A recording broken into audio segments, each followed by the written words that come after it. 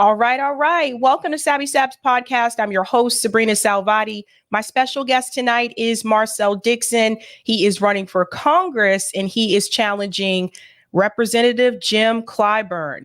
Thanks so much for coming on, Marcel. Thank you so much for having me, Sabrina.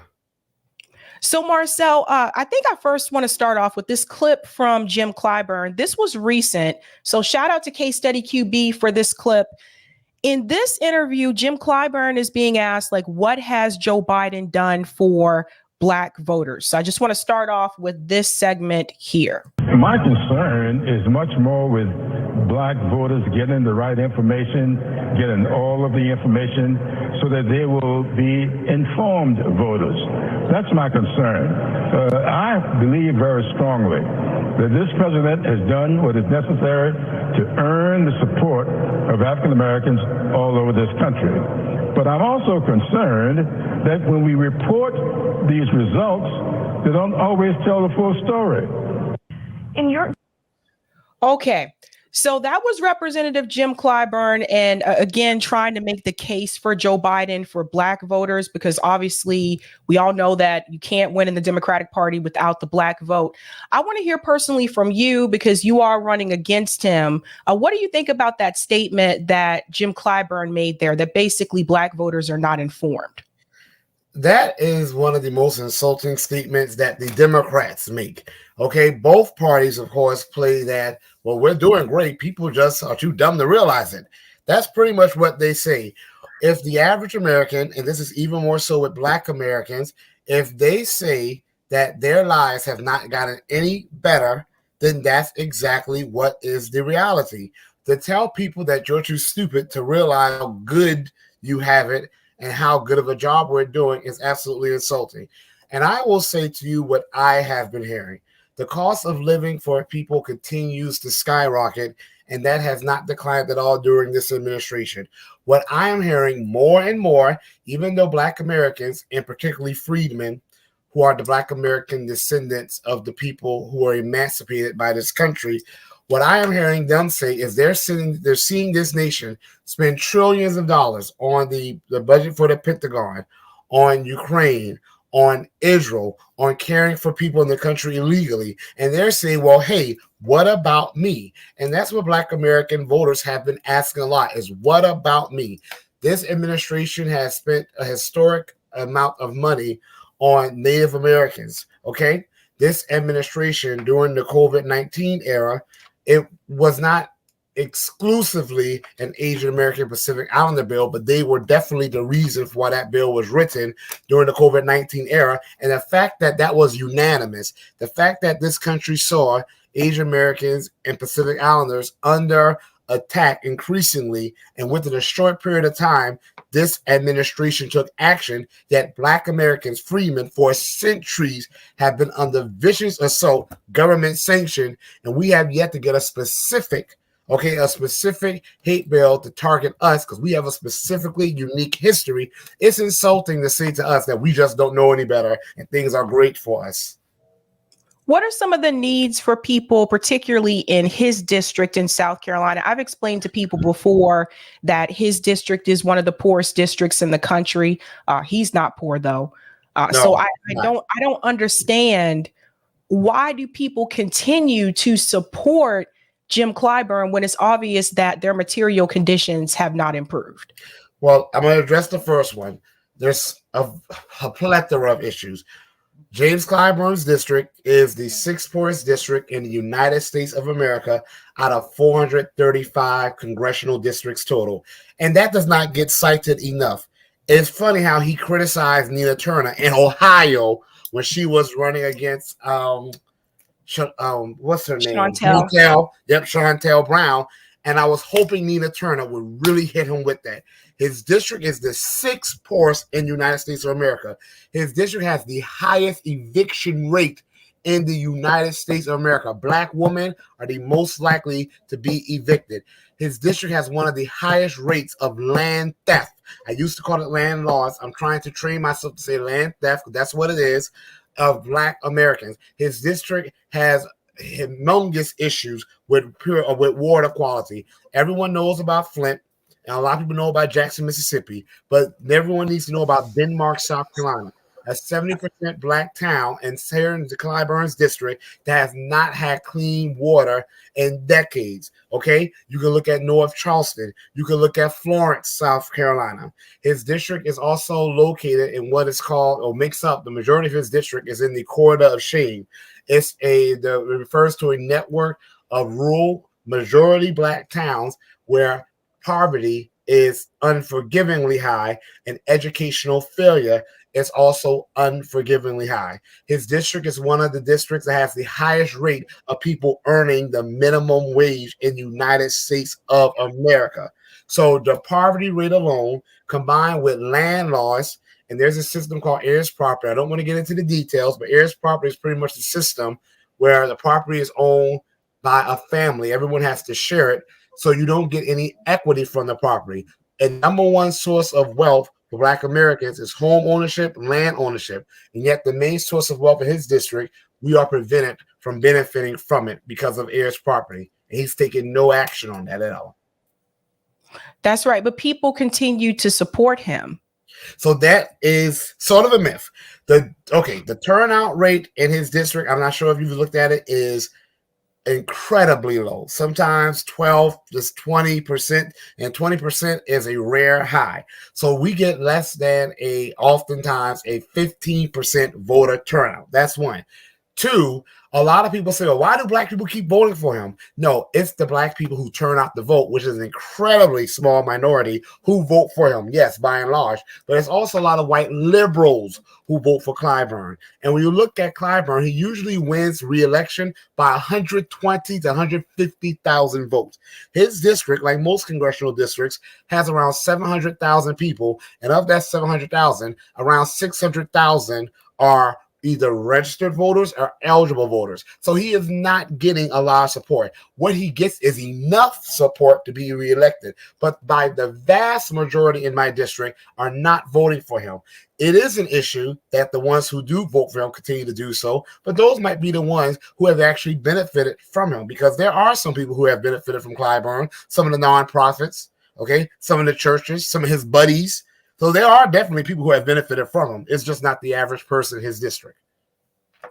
Well, you are running against him again, and this is your vision for a better America.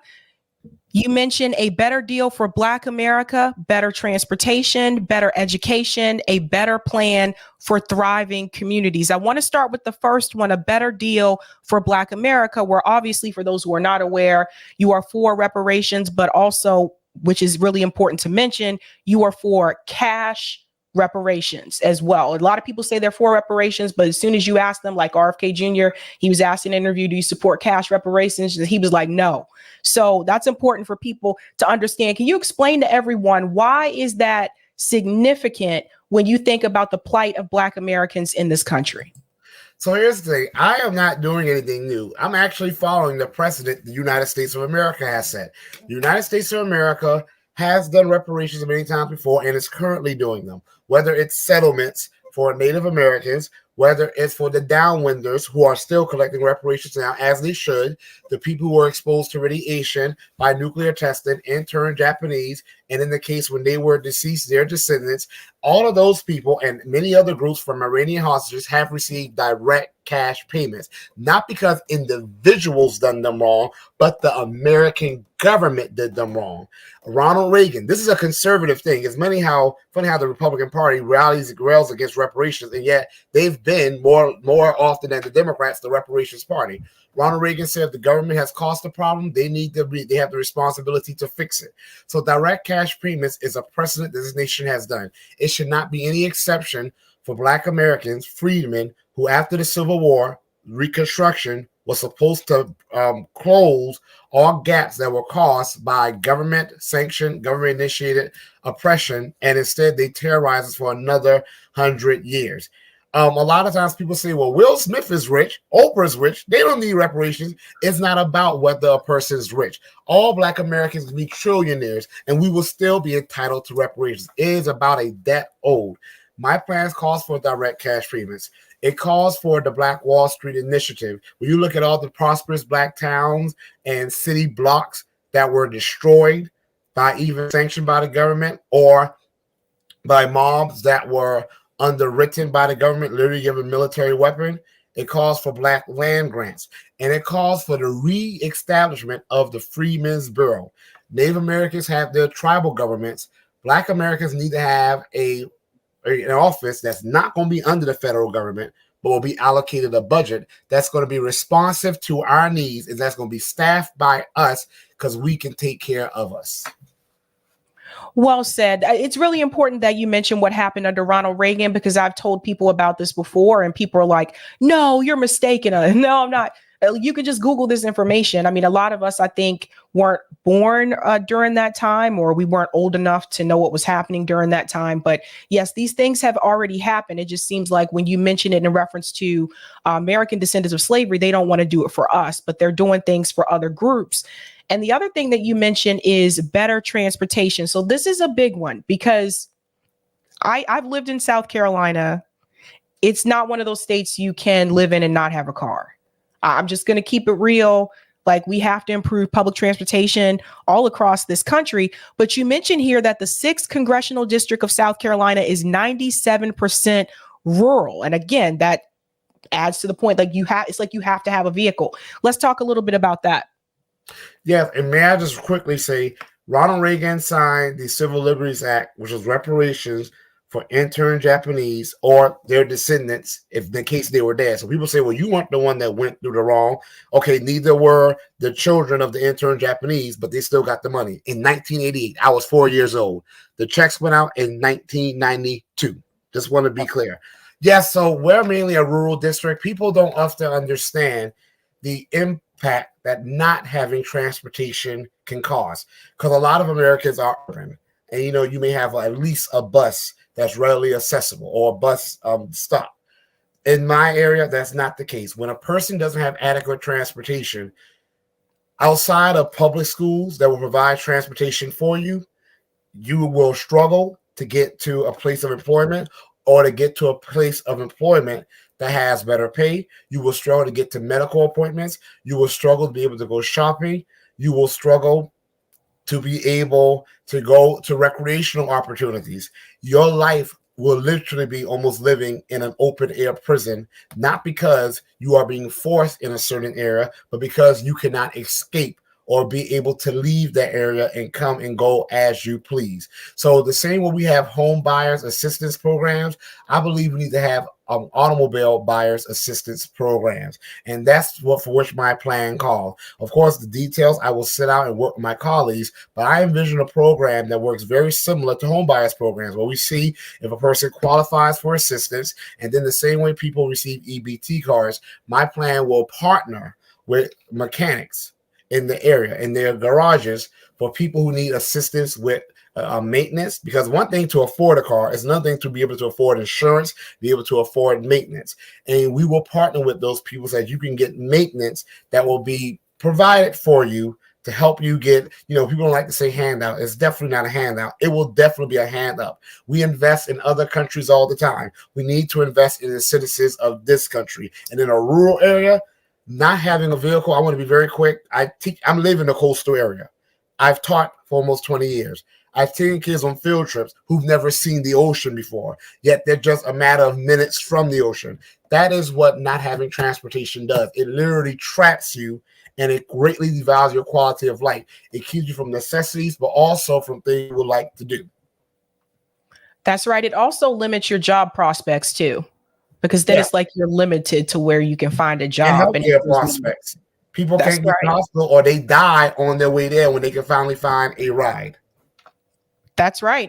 Another one that you have here is better education. It says South Carolina is home of the corridor of shame, a disappointingly long list of schools along I-95 that are in deeply impoverished counties that have long experienced neglect and academic failure. Let's talk a little bit about that. I attended one of such schools as a child, and I've taught at such schools during my entire career, as I am teaching at one as we speak. The issues with public schools, it's not just the way they're funded. I hate when people make it seem like you fund them all adequately, all problems will disappear. No. Public schools You show me a community, I'll show you often the quality of the public school. A troubled community is also going to have troubled schools. However, funding is an issue. Funding allows schools to purchase certain programs that could possibly help not just the children, but the families they serve. The issue with public schooling, if you live in a zip code that's pretty impoverished, such as where I currently live and where I grew up, and yet you go, I'm in a town called Ridgeline, but you go 15 minutes away to a town called Bluffton, which is the richest town in South Carolina, the funding is going to be higher because public schools are funded by the local tax base. So if you're in a zip code where people are relatively wealthy, your funding's up here. If you're in a zip code where people are mainly impoverished, your local tax base is far lower. You're almost being punished because of where you live.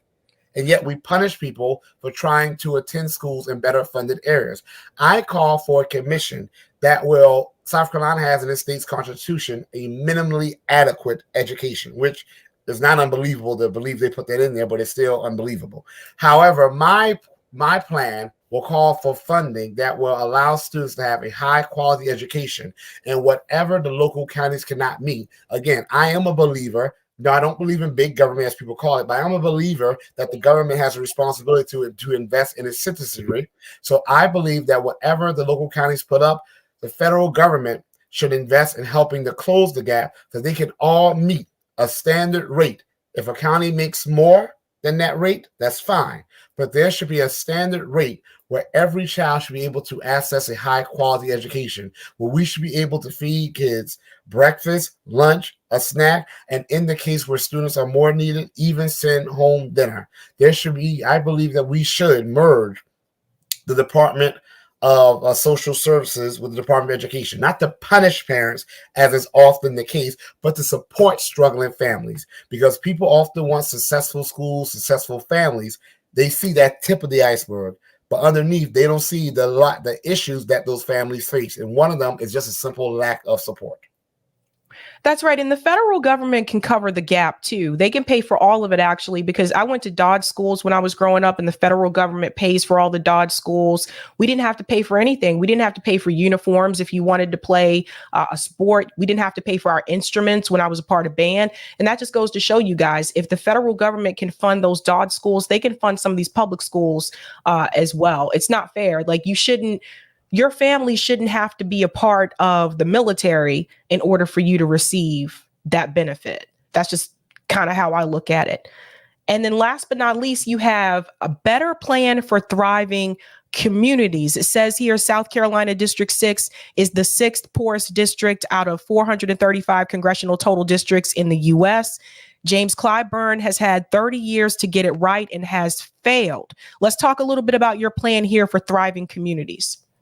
So I know people say minimum wage. I believe in a livable wage. And the reason being, because a minimum wage, that is something that is fairly mandated. $15 an hour, that was not enough ever since, the year 2000, I would say. So I believe in a livable wage, which will depend on the state in which you live. Because in what will be considered livable in South Carolina, and livable is usually what qualifies. I hate the way they measure poverty in America. They measure it incorrectly, but it's usually measured as 3 times the cost of what it will take to feed whatever family size you may currently have. So what the formula for a livable wage in South Carolina is like $17 an hour. That is absolutely nothing. That's not even enough in South Carolina. It's barely enough. In California, that is absolutely nothing. So we need to have a livable wage that will be on a per state basis, because, we are a very diverse people living in a very large country. The next thing I call for people, one of the main issues I hear people mention is violence. Now, yes, on paper, violence is still at historically low overall. We've had some spikes here and there, but violence is still drastically down, but people do not feel safe. Believe it or not, one of the things that have been shown to lead to safe communities is having parks. It may sound very insignificant, but research has shown the more blighted an area, the more crime an area is going to have. So if you have houses that are vacant, if you have poor lighting in a community, that has been shown to lead towards crime. You have less green spaces in the community, that has been shown to increase crime. Now, the reason behind that is that when you have a community where people are actually having a communal spirit, it likely leads to a decrease in crime. policing. Policing, especially my district was a majority Black, is often a concern. And that doesn't mean that all police officers are bad. It doesn't mean most are bad. But, it's just like poison. A little small cup of poison in a cup of coffee, the whole cup is poison. And when you are a police officer and you have the authority to kill if you have feared for your life, which is very subjective, by the way, you have to make sure, as much as reasonably possible, that all those officers are worth the trust that we have in officers to uphold what is right. So I believe in community-directed policing, where the police partner with the local communities. Yes, you're going to have the officers working the beat who will be there as a deterrent, but put them in the most troubled areas, where sometimes just their presence alone will lead to a deterrence of crime. Let them have a presence in those areas. But in other areas, the police officers will partner, and the troubled areas too, with the community there to see what resources they have and to help provide those resources. Because often what causes crime is not color. What causes crime is not creed. What causes crime has often been shown in many studies to correlate with generationally entrenched poverty. What causes crime has been shown to be a lack of access to healthcare, not just physical healthcare, but mental healthcare, something we are drastically lacking in this country. What causes crime is a lot of economic insecurity that leads to people having higher stress levels. It leads to people being away from their home much more often, and leads to a lot of unsupervised children that sometimes get into things in which they otherwise would not. So my plan calls for healthcare, okay, that we provided for the government. Some people say, oh, Marcel, you are a fiscal liberal. If you look at my platform, which we haven't talked about some of these things, I will definitely not be considered a liberal. But I believe that we spend a lot of money, supposedly, on these foreign nations underneath the guise that we're trying to keep ourselves safe here. A lot of nations like America don't fall because of external attacks. We fall because of internal conflict. So if we want to say that we want to keep the USA safe, the best way to keep the USA safe is by investing in our citizens here and having, as much as we possibly can, a stable, happy populace. Interesting. I'm not big on cops, Marcel. I'm not big on the police, on the popo, but I hear what you're saying. Now, say something, Sabrina, on that. Go ahead. I believe, this is kind of controversial for me, I believe we, as Black Americans, need to have our own police unit. And my plan calls for that under my Better Deal for Black America. I believe more of us need to join the police force now. Sometimes we have to, I hate to say it, infiltrate the enemy ranks to sometimes change within the enemy ranks. That's why I'm running for office. I was not big on the government, feeling like they never done anything for us. That's what a lot of my people believe. I told the Black Americans they ain't never going to do reparations. I believe the way to change a system is by taking over the system. Even and that's institutionally speaking. That's interesting. So I guess one of the big questions I have is, why run through the Democratic Party? And I ask this question just because we've seen what has happened to so-called progressive members that did actually get into Congress as Democrats, and we've seen them basically, in some circumstances, they've had their hands tied, or Democrat Party leadership has basically told them no in areas where, as someone who was a Justice Democrat, they should have pushed back against Democrat leadership. Why run as a Democrat going into that same strife that the progressive Democrats, or like members of the squad, have had to deal with? And why not run as an independent? I'm not sure if the squad is really quote unquote progressive, enhancing things. Sabrina, you probably looked at my platform. There are several things on my platform which I get asked by these Democratic shills, these Democratic loyalists all the time. Well, why are you running as a Democrat? Then you obviously don't like us, or you just a Republican in blackface. I've literally had that said.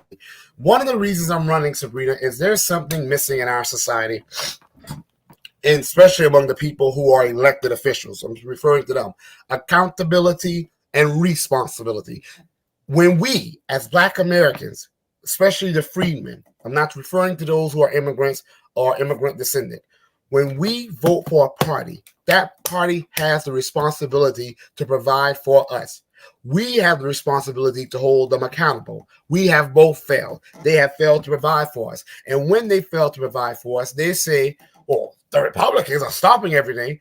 So if you are saying to me that every single time you are in office, the Republicans are stopping you from doing what you can do for us, then you're saying to me that you have no power, you don't deserve my vote, and maybe I need to go to the Republicans who actually can get things done. That's what you're saying. So the Democrats have the responsibility to provide for us, but they're never held accountable. Me running as a Democrat is to hold them accountable. They will love it if I ran as a Republican, if I ran as an independent, because that way when they have their little meetings, which only Democratic candidates are invited, they won't have to worry about me there making them uncomfortable. You see, they don't want to be uncomfortable for an hour or two during these meetings, yet my people's lives are uncomfortable from day to night and has been for centuries and for decades since voting for them.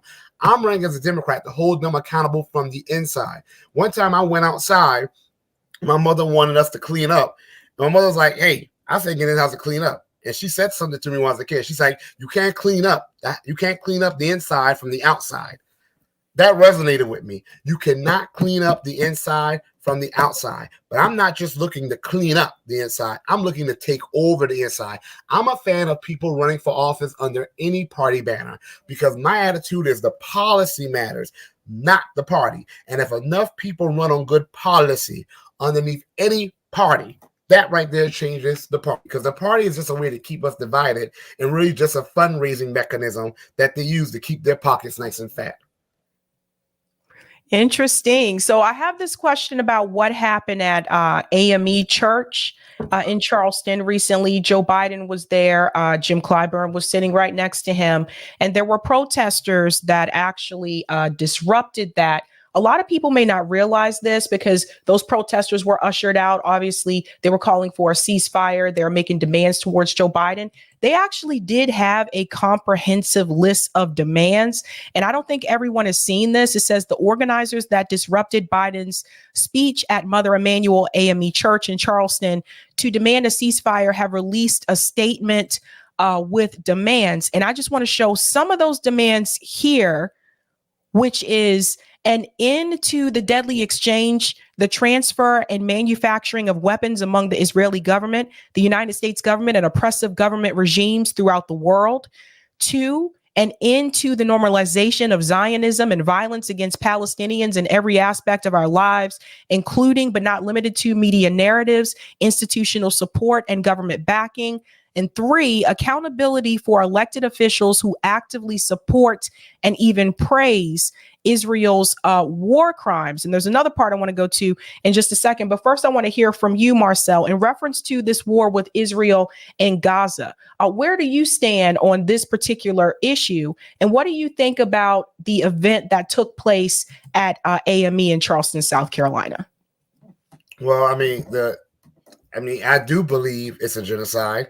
First of all, I think all these wars are pointless. That's what I want to say. And second of all, when you kill anyone who is not a combatant, and you are doing it on any level, but especially where I heard like 20,000 people have been killed, that's disgusting. And the fact that we're funding it's disgusting, but not surprising. And here's what I've been saying to people. I don't understand I get why we're disgusted. I don't understand why we are surprised. America and many millions of Americans stand back and watch this nation commit a genocide against Black Americans. They're not dropping bombs at us anymore. They've been doing it. They did it last time in the 1980s, but they're not dropping bombs on us any longer. But it's still a genocide being committed against Black Americans, economically speaking, politically speaking, and physically speaking. And a lot of Americans are content just to sit back and let that happen. They might go out in the street and protest with a poster, and that'll be about the end of it. But nothing legislative ever gets done to specifically protect us. You are specifically protesting on behalf of the Palestinians. You want action to be taken on their behalf. No action is taken on our behalf to help us. So I do think it's disgusting, but I always say to white conservatives who are now complaining that the government is terrorizing them and tyrannical, the police brutality and votes don't matter. I said, where have you heard that before, I wonder? I said, what you allowed them to do to us, they will eventually do to you. And that's pretty much what's happening in Palestine. The protests, here's 2 things I want to say.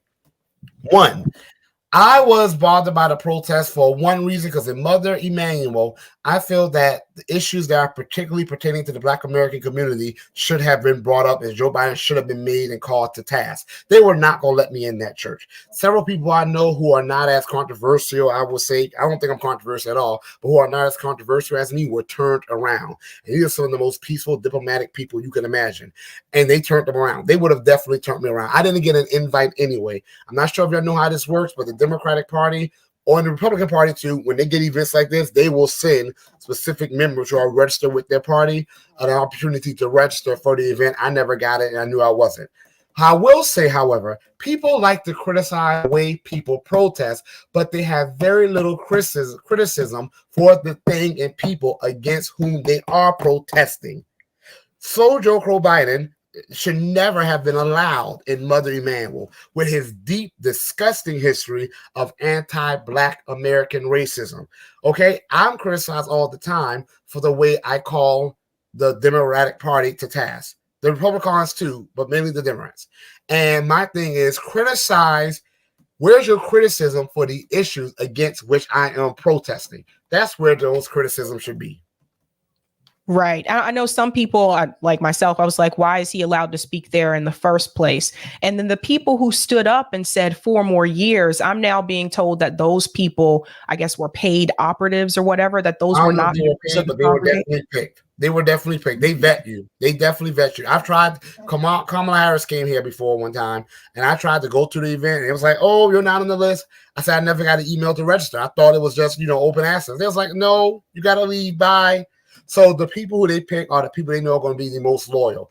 How those people who protested got in, they must have been keeping a low profile and probably have previously been Democratic loyalists. Or I felt that was staged. I really do feel it was staged. The young Black lady that stood up and protested with them had a smile on her face the whole time. Like, girl, I'm about to get paid. So I don't know. The whole thing kind of seemed a little weird to me because the guy that I know who was turned around, he's very fiercely calling for a ceasefire, and he was turned around. And he's not a disruptor, not in the sense that those people would or anything like that. He got turned around.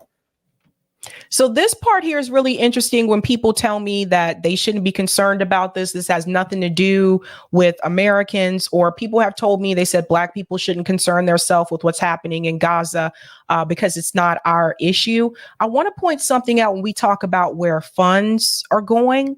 So Carolyn Hines she took a snapshot of this from those listed demands. This part is very interesting as they are showing a direct connection between a company located in Ladson, South Carolina and Israel, and how its financial investment in Israel's oppression of Palestinians is tied to the removal of financial resources for a South Carolina school. And it says here, number 4, and into Elbit Systems, a facility manufacturing weapons the IOF currently uses to commit its crimes against humanity, operating in Ladson, South Carolina. Elbit Systems invested $35 million in the relocation and recently opened its 135,000 square foot plant in Ladson. It received tax cuts for its investment. A 2019 fiscal year report disclosed that company's extra revenue diverted $423 million from public schools across the state, disproportionately low-income schools with mostly Black and brown students. Want to get your take on that, Marcel? That just goes to what I've been saying this entire interview. This country is readily willing to invest in warfare with other countries, foreign aid for other countries, people in the country illegally, and large corporations. They're at least willing to invest in quality education, healthcare, reparations for the people that this government owes. Okay, that's not a handout. That's not you're doing me a favor. That's what you owe. And I'm not surprised to hear that. There is one thing, there is criticism I would give to these protests, however.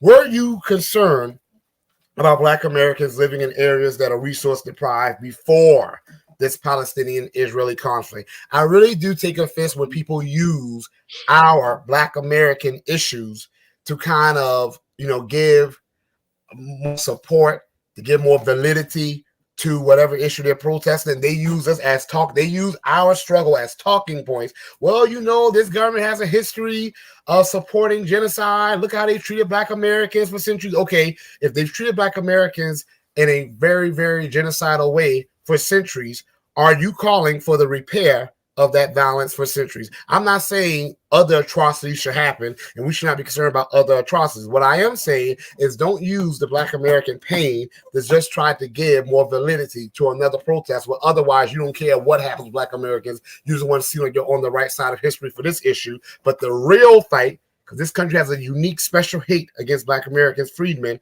you say nothing about. So what they're saying, I'm sure it's true. You see how much money this nation is willing to spend on things that are not truly going to help the general populace, but they won't spend it on helping actual Americans. That's true. But don't use the Black American story and experience when you say nothing about what we're owed as a result of that experience in that story.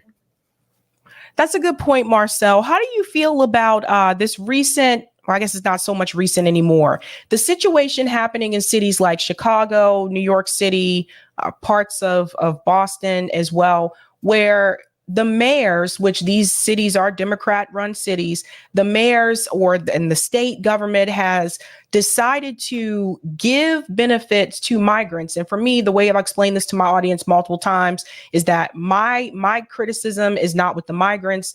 My criticism is obviously the foreign policy decisions that our government has made in those countries that is causing people to come here the way that they're coming in the first place. But my thing is, if you are going to give $9,000 to migrants in Chicago so that they can have housing, why aren't you giving that to all the other people in Chicago that did come here legally or were born in this country? Why aren't you giving that to them? And some people feel as though it is because they're trying to actually give these benefits to the migrant population because they're trying to replace the workforce in the United States. I want to get your take on that. Absolutely. There was a survey done showing that the number of Americans who see immigration, whether even legal or illegal, as a negative has reached historic highs. Now, Black Americans have historically been the most welcoming people, and to some extent that's admirable, and to some extent that's been our problem on the other hand as well. That's a whole other conversation. But even Black Americans are now viewing immigration as a negative because we are usually the first impacted. We usually have to compete for the same jobs, but it's not necessarily about jobs. What it is about is we see ourselves, who this nation owes, who this nation has viciously, and vicious is an understatement, deprived of resources, has prevented from getting resources, and has stolen the little bit of resources that we have to work in spite of this government to receive. When they see people, when we see our loved ones, when we see our loved ones struggling, we see people who look like us, who are of our lineage, freedmen, the descendants of the enslaved, emancipated by America, sleeping on cold streets. And yet, an illegal immigrant who just arrived, I guess, yesterday, getting an apartment in the case of what's happening in Maine, $9,000, and we have received nothing. And we express our rightful outrage. And people want to tell us, they want to do what they did with those ceasefire protesters in the church. They want to criticize the way we express our discontent instead of criticizing the wrong that is being done. It is not changing our minds any. It's actually doing what you're seeing happening, where you have people in Chicago and in New York City, and it's happening in the South too. I can tell you, South Carolina and Georgia's right there. People are starting to turn towards Trump, and including me, to be very honest with you, because we feel like this is unfair. This nation is spending trillions, if you add up a cumulative amount, on people who are not here illegally, but Black Americans are getting nothing. And it becomes about, if we don't have it, and you say you can't do it for us, how can you do it for others? Now, I will say what you just said. I am not so angry with the people here illegally. That should be stopped. That should be stopped, absolutely. I'm more angry with the corporations and with the politicians, because what you have to look at is what's called the pull factors. What's bringing them here? You have corporations who do not want to pay a living wage, and a living wage is a low ball. Let's be honest. A living wage is a very low ball, but they don't even want to do that. So the moment Americans who deserve better and have earned better say, hey, you want to give us better? They say, I got an answer. Let me import a cheap labor force. It's the same thing the Democratic Party is doing. And the Republicans too. Both parties love this, by the way. The Republicans get on camera and say, I'm going to close the border down. Yet they don't go after the corporations who are bringing them here. So they're not really for it. But what I am saying, the Democrats are seeing that Black Americans are finally waking up again. and we're becoming more demanding as a people. So now, just like the corporations, they don't want to meet our needs that we deserve to have met. So they're saying, oh, you're complaining? Let me import some new voters over here. And they're giving people who are here illegally the right to vote. And then, of course, if they have children, their children have the right to vote. You should not be allowed to replace the labor force because you don't want to meet the needs of the American labor force. You should not be allowed to replace your constituency simply because you don't want to do your job as an elected official and meet the needs of your constituents. Marcel Dixon, very well said. Marcel, where can people find you on social media? I am Marcel, digit number 4, Congress on Twitter. That's my most active social media account. Awesome. Marcel, thank you so much for coming on. Thanks so much for having me. You take care. All right. All right, guys. A lot said there. A lot said there. And what was really interesting, one of the things that Marcel said during that conversation, now we know who's actually voting for Jim Clyburn, right? So that says a lot, I'll go to some of the comments here. We'll shout out patrons and then we'll get into other news stories tonight. Thank you for the super chat, New York Varsity. They tell you that if the minimum wage goes up, so does inflation. What they don't tell you is that if wages do not go up, inflation still goes up. That's a good point. Thank you, Eric. Marcel needs to understand that as Black people, we cannot simply assimilate into forms of domination that are anti-Black. That's a good point, Eric. Thank you, Snork. I see no reports on how NAFTA hurt mostly Black workers the most. Why is there no effort to get companies back with jobs in those neighborhoods? You know, I think that ship has sailed, Snork. I think the U.S. government in particular knows that they can get parts from overseas a lot cheaper than they can if they're produced here in the United States. And even when a lot of these politicians say that manufacturing is coming back to the U.S., it's not the manufacturing that you would think. It's not like the old school assembly line where you have a line of workers working on these parts. It's more so automation. So that's something important to note as well. But I think the days of like that old school style of manufacturing, I think that's long gone, you know. But yeah, again, capitalism. They don't want to bring those jobs back here because they can get the products made cheaper overseas. So it just sucks, but that's how they do the damn thing. Let's go ahead and shout out Sabby patrons, and then we'll get into other stories tonight as well. Thank you guys, all of you who are Sabby patrons. If you're interested in being a patron, I have 5 categories: Ultimate, Sabinators, Sabsters. There's also Sabbies, and of course, members. All of their names are listed here. You can also see their names scrolling across the bottom of the screen there on the ticker. And I want to give a special shout out to new Sabby patrons. Over here, we call them newbies. Let's give it up to Shib. Just simply Shib, like Madonna. No last name. Thank you. Thank you so much. Really appreciate all of your support. What else are we discussing tonight, ladies and gentlemen? We have a lot of things that are going on. I know I told myself I have to cover at least one story from the WEF, from the World Economic Forum, because I feel like that usually gets slept on. And all of us should be paying attention to what's happening in the World Economic Forum. Tonight, we are also discussing Glenn Greenwald calls out Ben Shapiro. Oh, Glenn. Glenn has a lot to say, and I would sincerely hope Ben would be willing to have a debate with Glenn Greenwald about this, but it seems like he doesn't want to debate anyone in reference to this war with Israel and Gaza.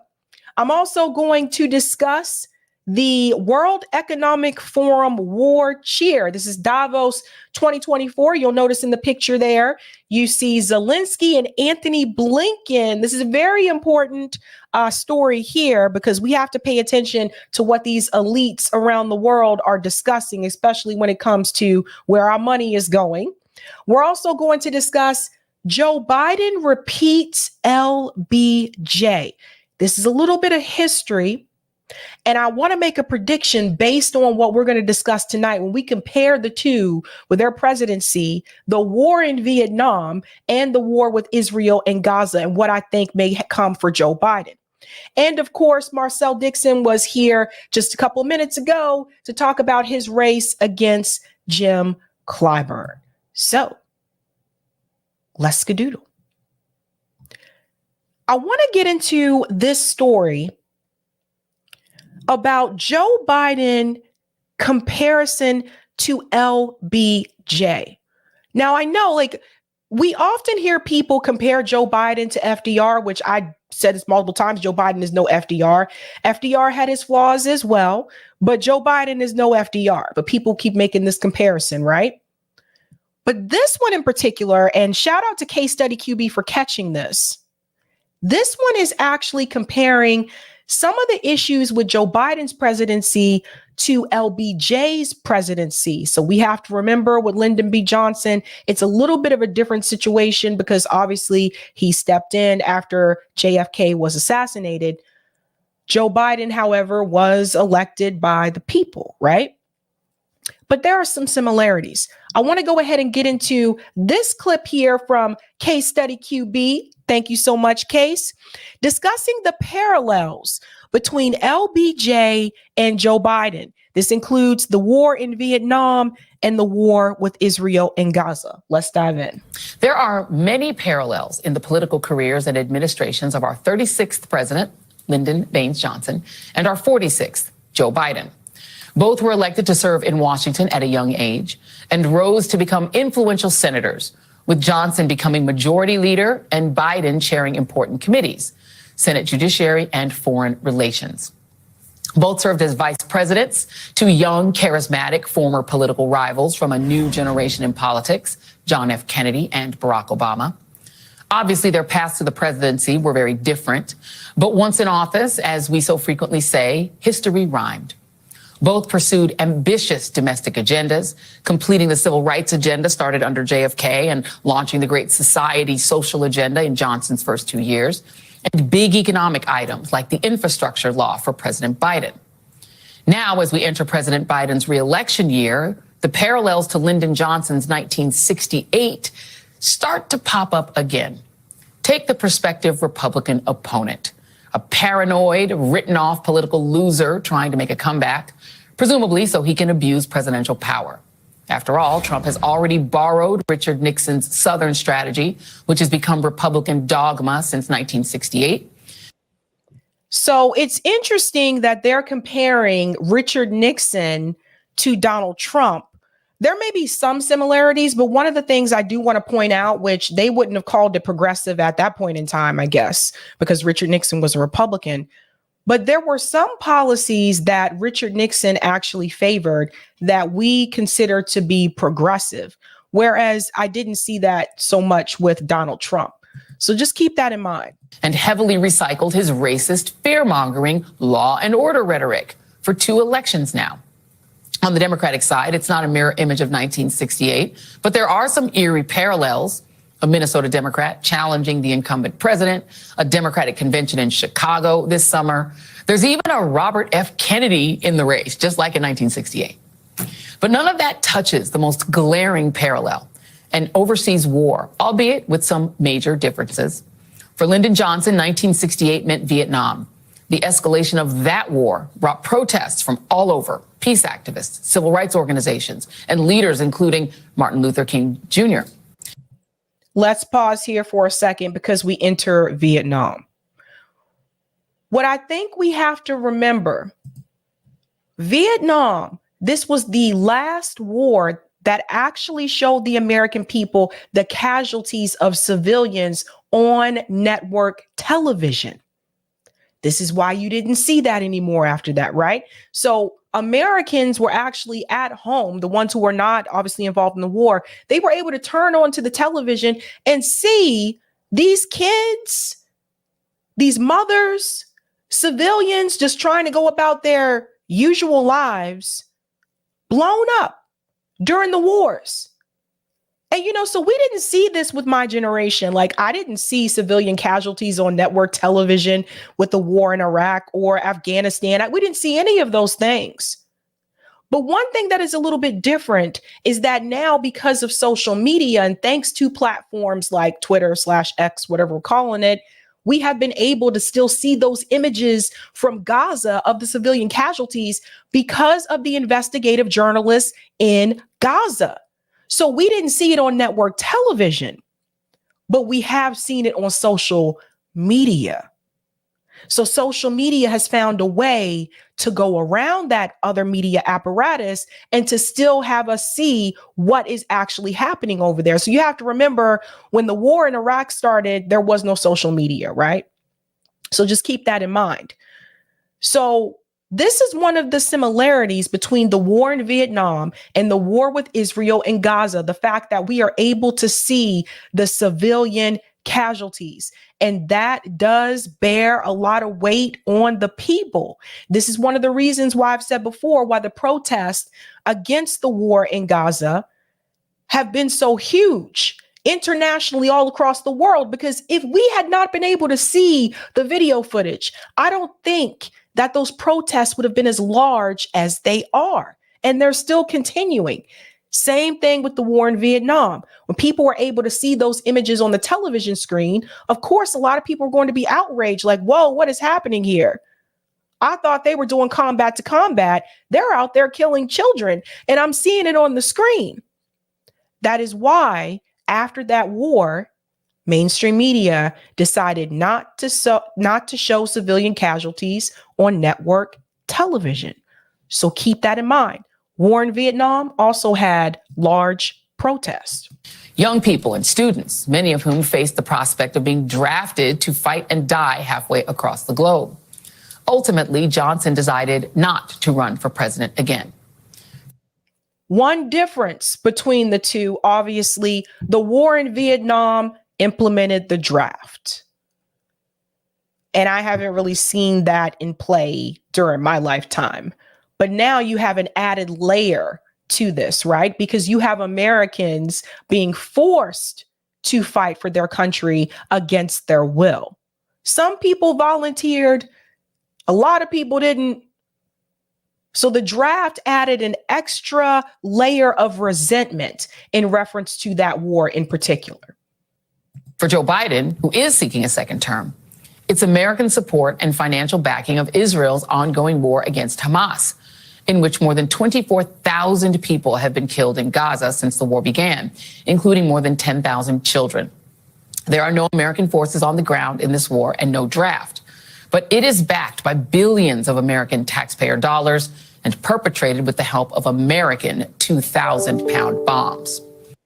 And let's also remember, when we talk about the protest, heavy protest on college campuses for both conflicts, Gaza and Vietnam, right? So the way that we see pundits and a lot of the Zionists coming after the protests at the student camp, at the college campuses, just remember, when we look back at the war in Vietnam, there were a lot of protests at college campuses back then as well. So just be mindful of that. This is why it's important to go back and revisit history. And it's causing a new generation of young people to turn against a Democratic president over a war they object to, with some even weighing sitting out this election rather than choosing between Donald Trump and Joe Biden. Back with me is Jelani Cobb. And, you know, Jelani, I want to read to you something that Nida Khan, who's a guest on the show in the past, has said on Medium. And she says it's called 100 Days of Hell in Gaza. And she points out all of us live in a far more interconnected world as compared to the past. Young people, especially so, virtually everyone has access to reports, videos, images, et cetera, from the ground in an instant, thanks to the advent of social media and the online sphere. In short, Palestinians have been humanized, their voices heard, their plight visible for all who want to see, despite the extreme control of information in traditional outlets. We don't need a Walter Cronkite to tell us what this war is. People can see it. That is a huge difference from that era. It's a huge difference. And, you know, I think there are a couple of, obviously, there's a very big difference between the Robert Kennedy that was in the It's a whole different kind of Kennedy. Very different one, too. I also think one other key difference is that, you know, we lose sight of the fact that people actually thought of Richard Nixon as comparatively moderate. Because remember in 1968, when he gets the nomination, the previous person was Barry Goldwater. Right. Right. And so they actually could pass Nixon off as a kind of moderating figure in Republican politics. That's not the case with Donald Trump. And so, that's why I was surprised they tried to compare Richard Nixon to Donald Trump, because I don't see those similarities. Huge polarizing figure, but I would say that, Nixon and Trump have in common having lost a presidential election prior to this. And they're criminous. The criminess is kind of similar. That too, right? There's that too. And the other piece is the Minnesota is very different. I mean, Dean Phillips has no shot. He's not on the ballots anywhere. He has promised that in a Phillips administration, he would hire Elon Musk and Bill Ackman, the guy who chased Claudine Gay out of the Harvard presidency. So he's setting a tone, which I don't think is. Let me tell you something really quick about Dean Phillips as well. Dean Phillips is now being backed by Andrew Yang. Not just Bill Ackman, who's a billionaire. Bill Ackman also donated money to his campaign, but Bill Ackman also donated money to RFK too. So he all over the place, okay? He's all over the place. But Andrew Yang has publicly come out in support of Dean Phillips. It's really odd, this one. This is the same guy who called Crystal and Kyle anti-Semitic, by the way.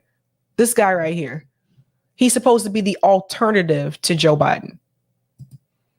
Going to help with Democrats. Yeah, I don't think that's going to win any votes necessarily. No, not at all. I mean, but for Biden, though, to talk about sort of where he stands. I mean, he has this war. He's got a passionate, affiliation and love for Israel, and he's going to stick with it. He's not going to change his policy, but he does have this problem. I mean, he's going to Michigan soon. It's not clear Arab American leaders are going to meet with him when he gets there. He's going to meet with them. Some are being like, I don't even want to. How do you think he is navigating this? And do you think he is navigating it, or do you think he's sort of putting it aside? Yeah.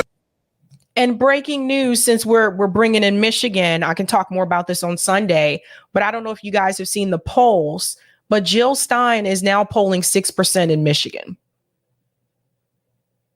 So there's that. Good luck, Biden. Good luck. 6%, and it's only January. So good luck with that. I mean, it's a very difficult position, and it's one of the things that people have noted about, one reason why the Democratic Party hasn't polarized in the same way that the Republican Party is because of the diversity of interests in it. The fact that you have, in Michigan, lots of Democrats who are Arab American, and you have lots of Jewish Americans who vote Democratic. And so, it is the complexity of the high wire act that he has to do. That's the nature of the Democratic Party. Now, if we also wanted to carry that 1968 analogy forward, Humphrey inherited, the fact that LBJ stepped aside didn't mean that those problems went away. Right. And even LBJ had his own misgivings about Humphrey, about whether or not he would withdraw from Vietnam. And so, he essentially inherited the problems that were at LBJ's doorstep. So you see what he's trying to do here? He's basically, this is kind of pandering to the younger kids who don't want to support Biden this time around. He's basically trying to assure the younger voters who are against Joe Biden because of his support for genocide in Gaza that, well, guys, even if Joe Biden steps aside, that doesn't mean anything's going to change in reference to Gaza. So you might as well just still vote for Joe Biden. That's what he's trying to do. And so originally with this segment, when I first started watching it, they tried to make it seem like this is just going to be a history lesson and we're making this comparison.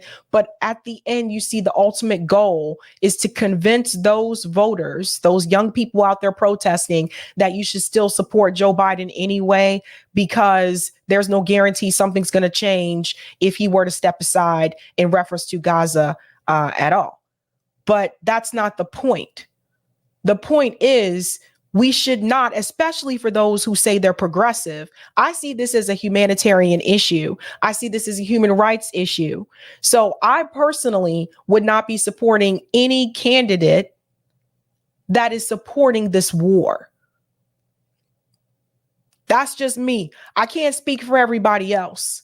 But it's like all of a sudden, Put your morals aside, because let's be clear, folks. If it were the other way around, if Donald Trump was president right now and he was the one who was actually sending the weapons to Israel to commit the genocide, this man sitting right here and Joy Reid would be saying something different. They would be calling on those voters to vote against him. They would say voting for Donald Trump would be voting for genocide.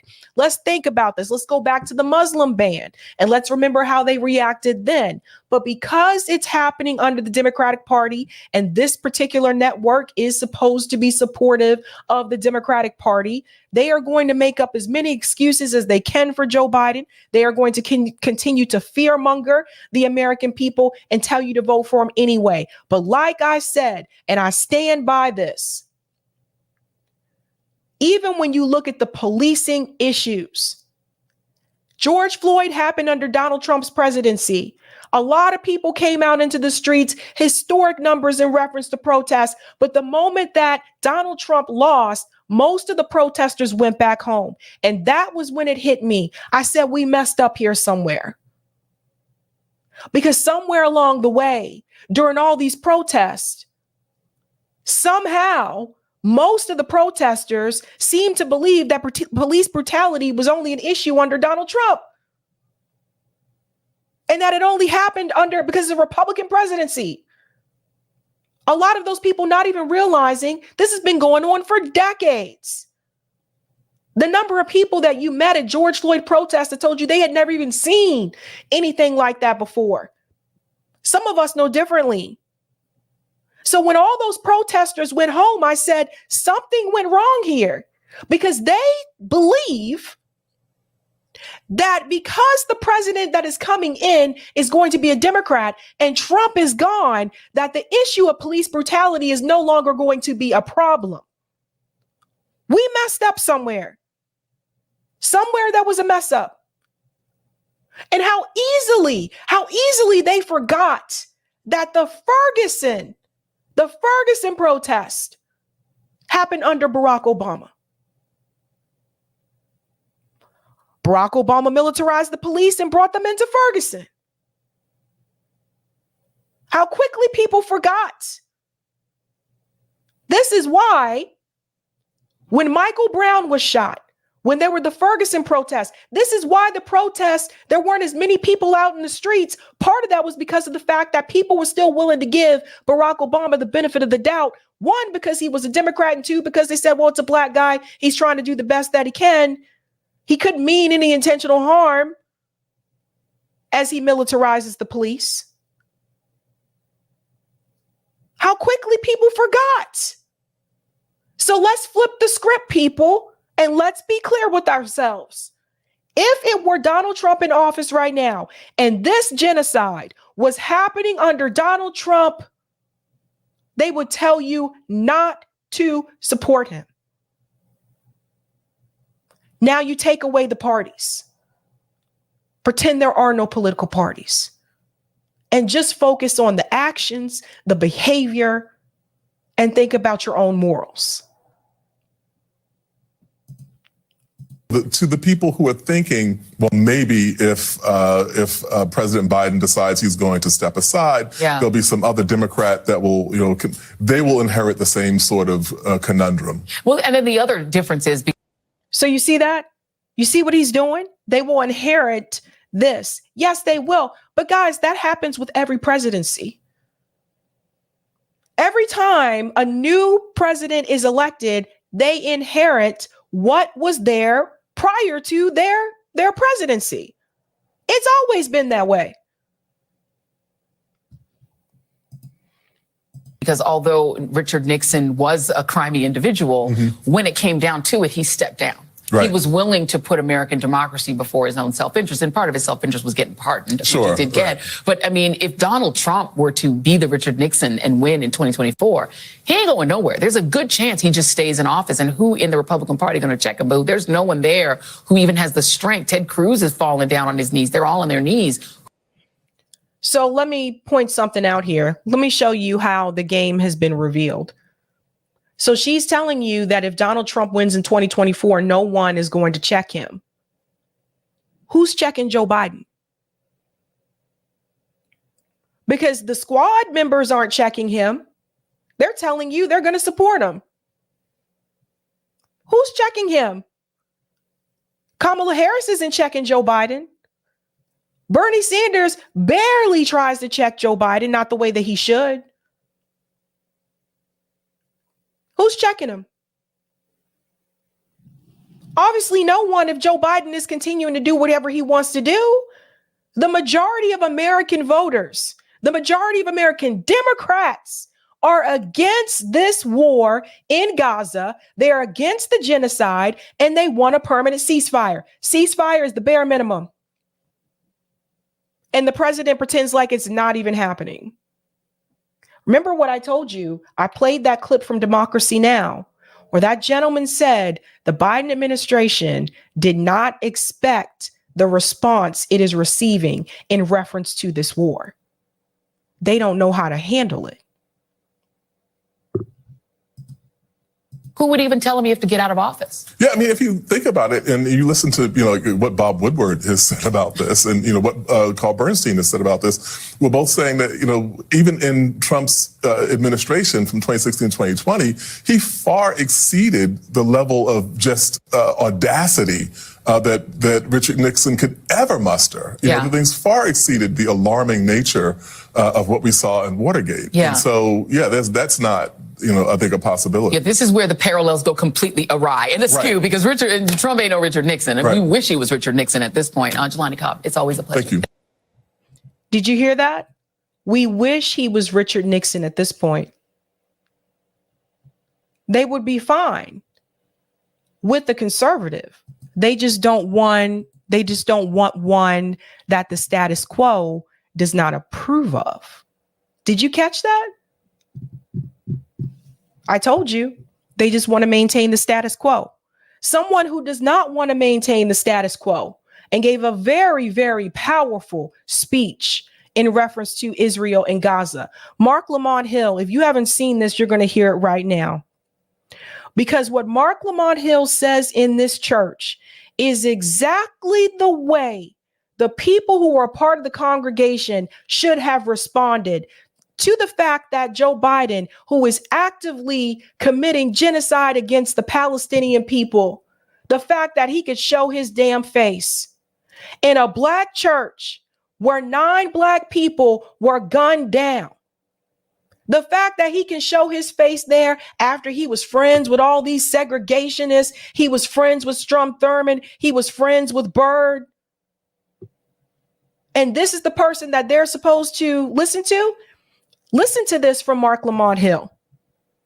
Because see, people like Joy Reid, they want you to not focus on these types of things. They still want you to come out and support Joe Biden. And because Joe Biden is doing so poorly and is struggling to talk oftentimes, they're even leaning towards settling for Nikki Haley.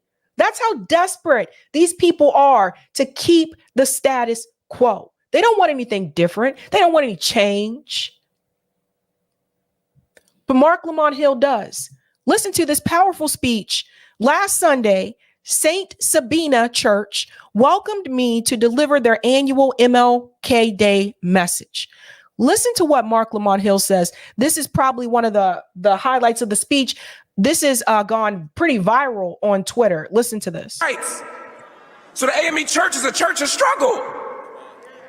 And it's also a church of tragedy. We know that Dylan Roof went into that church and killed 9 beloved saints as they were praying.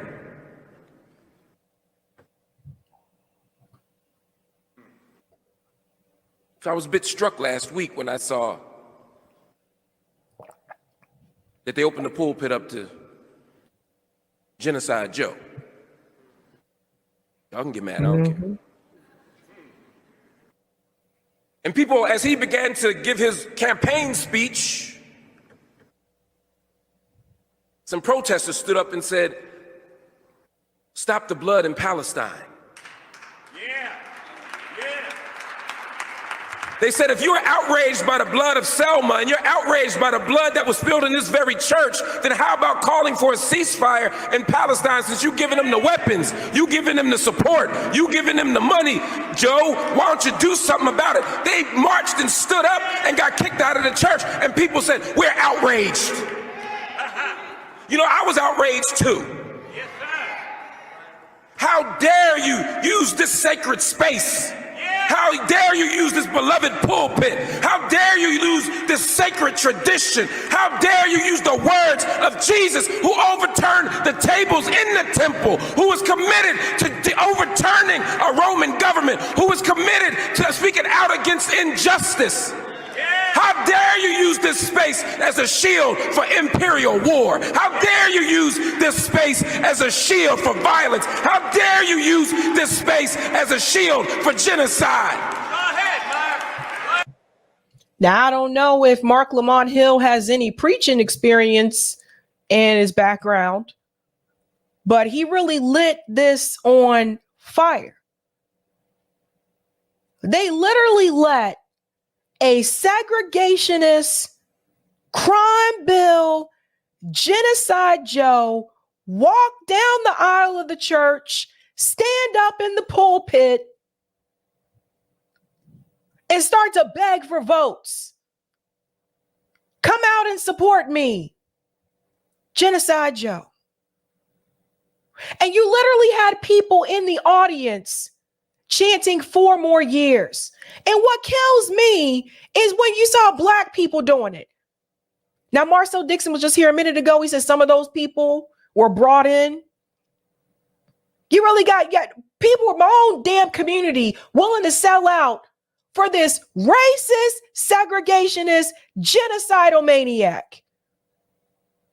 It's a damn shame.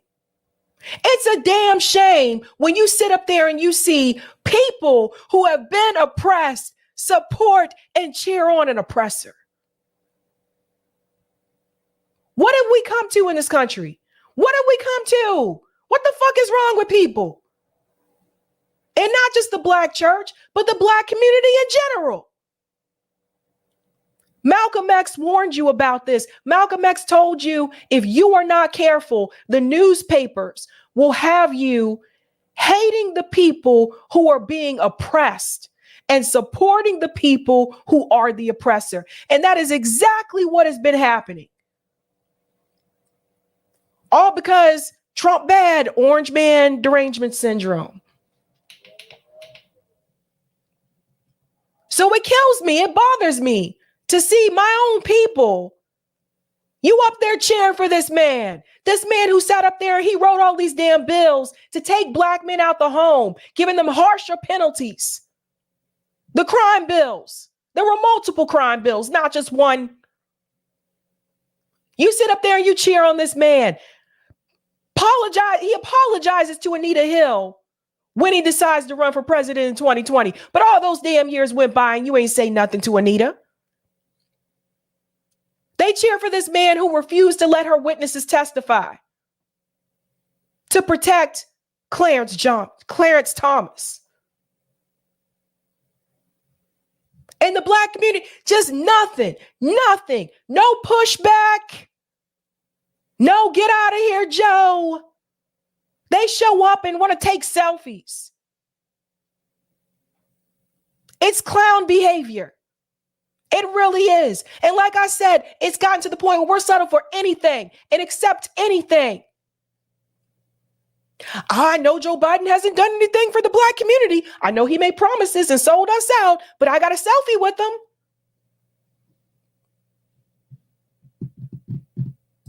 Listen to the rest of it. The moral atrocity that took place wasn't some disruptive protesters. It was the fact that you allowed the leader of the most violent and bloody empire in modern history to stand in this place and represent a tradition that he ain't got nothing to do with. How dare you?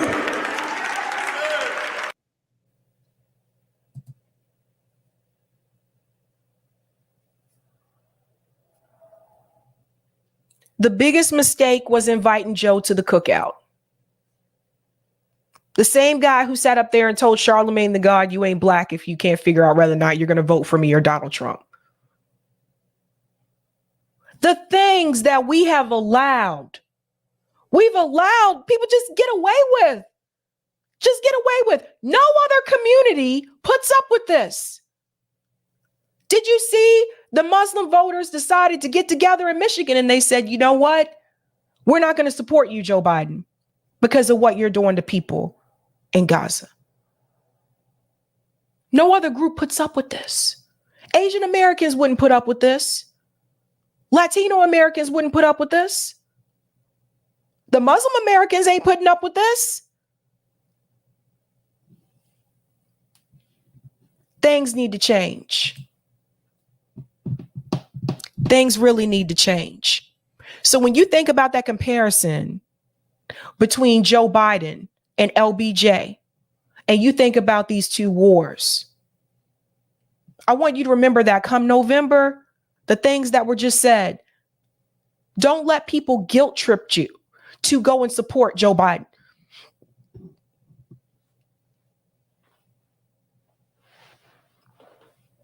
Don't make people feel like it's your duty to support the Democratic Party. It's not. I'd rather have a vote of morality and vote with my conscience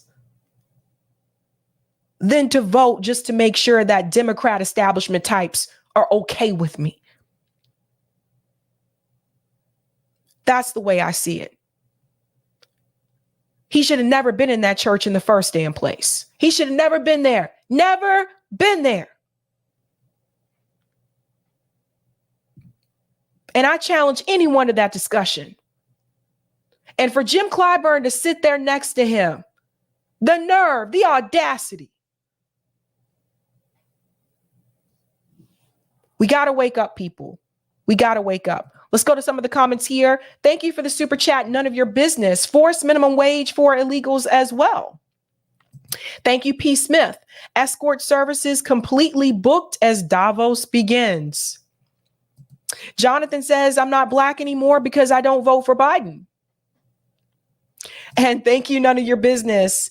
Psycholog, the abused always return to their abuser. Yeah, I mean, it's an abusive relationship at this point. It's a hot mess. But Jill Stein, 6% Michigan right now. Interesting. We're moving on to this story about the World Economic Forum. Yes, it is taking place. For those who are not aware, this event happens every year. These world leaders get together, a lot of elites, usually. They go to Davos and they sit around and they talk and they plan. They talk about us and the economy and their plans for the economy. So far, they've already spoken about censorship. They've spoken about misinformation on social media and how they want to be able to monitor more information. But don't get it twisted. There's also discussion about war. And of course, if you can imagine, Zelensky was also present at the WEF. He was actually one of the headliners this year's event. I want to get started with that part of the WEF, and then we're going to transition into Antony Blinken's statements. But essentially what this is Zelensky showing up at this event, headlining this event, because Zelensky is out there asking for more money. That essentially is what this is about. I need more money. Listen to this.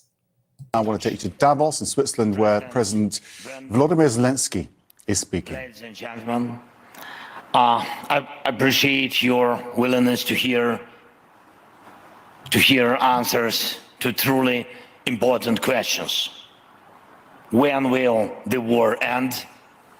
Is the third world war possible? Is it time to negotiate with Putin? The full-scale war in Europe has been ongoing for nearly 2 years. Counting the time since Russia's illegal annexation of our Crimea, it's been almost 10 years. And for almost 10 years, Russia has been interfering in African countries from Sudan to Mali. Now, let's ask this question. Why is he bringing up African countries? Stay on course here, Zelensky. You're supposed to be advocating for Ukraine. Why are you bringing up African countries? Is this supposed to make the people more sympathetic or something? Because the elites typically do not care about countries in Africa, right? Because Russia has decided to actually help assist some of these countries, pull them away from the West. Pay attention, folks. The Syrian war still bleeding because of Putin's decision to prove something to the world has been ongoing for almost 13 years. In fact, he brings up the Syrian war.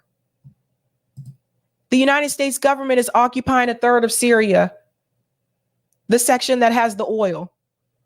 But notice how Zelensky's just trying to make it seem like it's just Russia. One man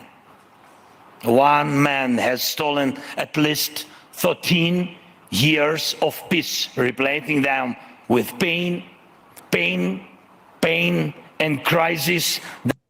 Replacing them with pain, and crisis.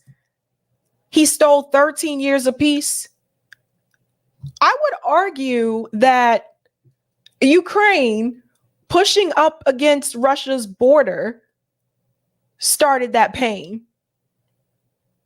I would argue that the expansion of NATO started that pain. I would argue that in the beginning, when you had the Minsk Accords and you had Ukraine and Russia from the very beginning wanting to have some type of negotiation, and it was revealed more so recently that the US and the UK actually were against that, I would say that that actually started some of that pain. But Zelensky wants to put it all on Russia. Pain. That impact the entire world.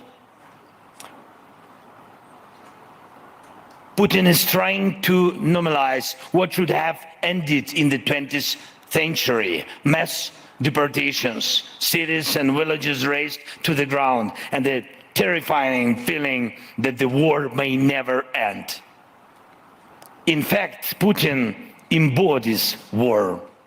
We all know that he is the sole reason why various wars and conflicts persist and why all attempts to restore peace have failed. That's a lie. So I just told you it was revealed that the US government, it was actually the Biden administration that said no to any type of peace negotiation earlier on. But here's Zelensky lying, saying that it was actually Vladimir Putin who was responsible for that. It just, yeah, you can tell he was an actor. And he will not change. He will not change. We must change. We all must change to the extent that the madness that resides in this man's head or any other aggressor's head will not prevail. Putin is frank about what he wants, what he does, and who his targets are. His answer to the duration of the war is always war, without an end, and he wants in this way. His answer to the limits of chaos in the world is the boundless support of terrorist forces. He enjoys conflicts that cause suffering to others. His answer to calls for peace is supplying more and more weapons from North Korea and Iran. Regimes like his exist as long as they wage wars. And we all in a free world exist as long as we can defend ourselves. There's that phrase, the right to defend yourself. Don't forget, Zelensky approves of Israel bombing Gaza. He supports the state of Israel. Keep that in mind. If anyone thinks this is only about us, This is only about Ukraine. There are fundamentally mistaken possible directions and even timeline of a new Russian aggression beyond Ukraine become more and more obvious. Let me ask very honestly, which European nation today can provide a combat-ready army on par with ours, holding back Russia? In other words, any of these European countries going to come help us fight Russia? He's trying to drag other countries into this now. Told you that was coming. And how many men and women are your nation ready to send to defend another state, another nation? You guys see what's happening? Get ready for it, folks. We can't beat them on our own. So we're going to need soldiers from other countries, other nations to help us. This is insane. It's already been revealed. The cat's out of the bag that there's no way that they can beat Russia. This is officially a money laundering scheme. This is Zelensky just trying to get money from all these different countries, all these different sources, and to fight and fight for what? You can't beat him. You can't win. How about you just go call Vladimir Putin, sit down at a table and just say, look, let's just work something out. The longer this continues, this war continues in Ukraine, the more people are going to die. So for the people who say they really care about the Ukrainian people, if you really cared about the Ukrainian people, you would be calling for peace. And if one must fight against Putin together in the years ahead, isn't it better to put an end to him and his war strategy now, while our brave men and women are already doing it? They are the world's champs. They are. In any dire confrontation, there's always a point where catastrophe can be stopped. Ukraine is that opportunity, and we all in the free world must be unwavering in our pursuit of our desires, actions, and goals. Justice. When they say unwavering, because remember the U.S. government, Biden administration said this in reference to Israel, unwavering support for the state of Israel. When he says unwavering, that means he's not willing to make any type of negotiation. This is wild, man. Putin is frank about his doom-laden ambitions. We all Ukrainians began our defense at a time when almost no one in the world believed in Ukraine, but we turned tables so that now the world has stopped believing in Russia. What part of the world?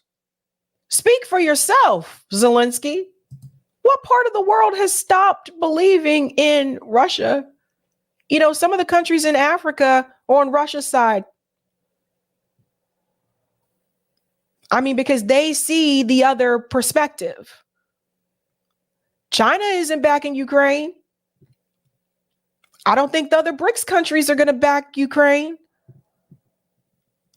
So speak for yourself, Zelensky. Even Putin's current buddies in Pyongyang and Tehran are simply using his madness while he still has technologies and resources to pay them. No one believes in his future or invest in it. We have to defend ourselves, our children, our houses, our lives, and we have to do it, and we can beat him on the ground. We have proved it, and at sea and in the skies. And we ramp up production of weapons. We achieved economic growth in Ukraine. Our GDP is moving up despite the war, plus more than 5% last year. And we got the decision on EU accession negotiations, and we are normalizing the idea that the aggression can be defeated, even Putin's aggressions, which have been ongoing for 10 years and more. And Yeah, the aggression is only on Russia, right? You guys haven't done anything wrong. Ukraine hasn't done anything wrong. Now we can say, don't escalate to all who doubt, to all who want to reduce support. And in this warning, we will be absolutely correct, because every reduction in pressure on the aggressor adds years to the war, but every investment in the confidence of the defender shortens the war. Every investment. You see what this is really about? This is a long speech to ask for some money. Because see, Zelensky, it's already been stated before that Zelensky basically feels neglected since the war in Gaza started. He feels like he's not getting as much support and attention as he was prior to the war in Gaza. So Zelensky is upset because now the attention is on someone else. Welcome to the world, Zelensky, and welcome to the world of war. This is what happens. Last year, it was your moment. Now it's someone else's moment, which is probably why you should have tried to settle this the moment that you had the opportunity to do so. Instead of listening to people like Biden and listening to these people, he actually believed that listening to Joe Biden, he actually trusted the U.S. government to have their back unconditionally. They don't even have our back unconditionally. You don't understand that as soon as something else new pops up, the U.S. government is going to pivot towards the new shiny thing. So he feels somewhat neglected. We must make it possible to answer the most important question. The war will end with a just and stable peace. And I want you to be the part of this peace, starting from right now, to bring the peace closer. And we need you in Ukraine to build, to reconstruct, to restore our lives. Now they also asking for money to rebuild and restore. See how this works? Of you can be even more successful with Ukraine. And these days, right here in such beautiful country, in Switzerland, we have made a key political contribution to the possibility of ending the war. There was the most representative meeting of national security advisors regarding the implementation of the peace formula. More than 80 countries and international institutions were represented. Yesterday, I had very productive negotiation with the president of Switzerland, and discussing the possibility of holding a summit at the leaders level in Switzerland. So somehow he was able to get through to Switzerland. Now, everybody knows Switzerland is known for being neutral. So if you ever hear someone say, look, on this particular issue, I'm Switzerland, that means they're going to be neutral on that particular issue. Now, somehow they have convinced Switzerland to participate. And my whole thing is look, Switz, if I were you, just fall back into neutral zone. Don't get caught up in this stuff, because you guys usually just kind of steady yourselves and just chill on the slopes. And now somehow, I don't know if it was Biden, I don't know if it was NATO, somehow they have dragged you in to this conflict. Hot mess. The first summit, the Global Peace Summit. Today, our teams have already begun work on organization such a summit, not the World War III, but the Global Peace Summit. And I invite every leader and country that respects peace and international law to join us. Together, we can answer any crucial questions, and it will be the best answers. Peace must be the answer. Thank you for your... He says, peace must be the answer, but also give me more money so I can continue to fight this war. They're just honestly inching us closer and closer to World War III. Now, that's in reference to Ukraine. Now, I want you to hear what Antony Blinken said at the World Economic Forum about the Middle East. This is wild. This is wild. Also, something happened to his plane. This was weird too. Like, I guess when he first got there, like there was an issue with the plane that he was on. Wild stuff. Listen to this. The first thing I was told to do by the president was roll up our sleeves, re-engage with our allies, re-engage with our partners, build new collections of countries that were and organizations that were fit for purpose to deal with specific problems. And I think we've done that in such a way that on some of the really big issues of the day, whether it's how to deal with China, how to deal with Russia, we have more convergence than we've had at any time in recent memory between us, key partners throughout Europe, throughout Asia, and even in other parts of the world about how to manage this problem. So that's a position of strength. Second, in areas like the Middle East, where we have this profound and in many ways gut-wrenching challenge right now, here's what I'm hearing. I'm hearing from virtually every country. They want the United States. They want us present. They want us at the table. They want us leading. The first thing. What country said that? In reference to the Middle East, Antony Blinken is saying that I'm hearing from almost every country they want the U.S. involved in the Middle East. Really? And who said that? I have a difficult time believing that. You know, I think a lot of these countries don't want the U.S. involved at all. Countries like Afghanistan, countries like Syria, I'm pretty sure they do not want us to be present because we have destroyed leadership in these countries. Even with Iraq, does Iraq want the United States to be involved, considering we overthrew their leader and that actually gave rise to ISIS? Who told you that, Antony? So you see what's happening here? So at the World Economic Forum, it's not just about talking about economics. Also, they also talk about war, conflict abroad. And what's really interesting about this particular forum, you have all these powerful people from all across the world. Charles Schwab was also there. And they're having these discussions and they're making decisions about our lives and our future, but we're never offered a seat at the table. Nobody asks us what we think about these issues. You just have a handful of elite people making these decisions about us, for us, without talking to us. That's a dangerous thing. Now, there was another clip of Antony Blinken.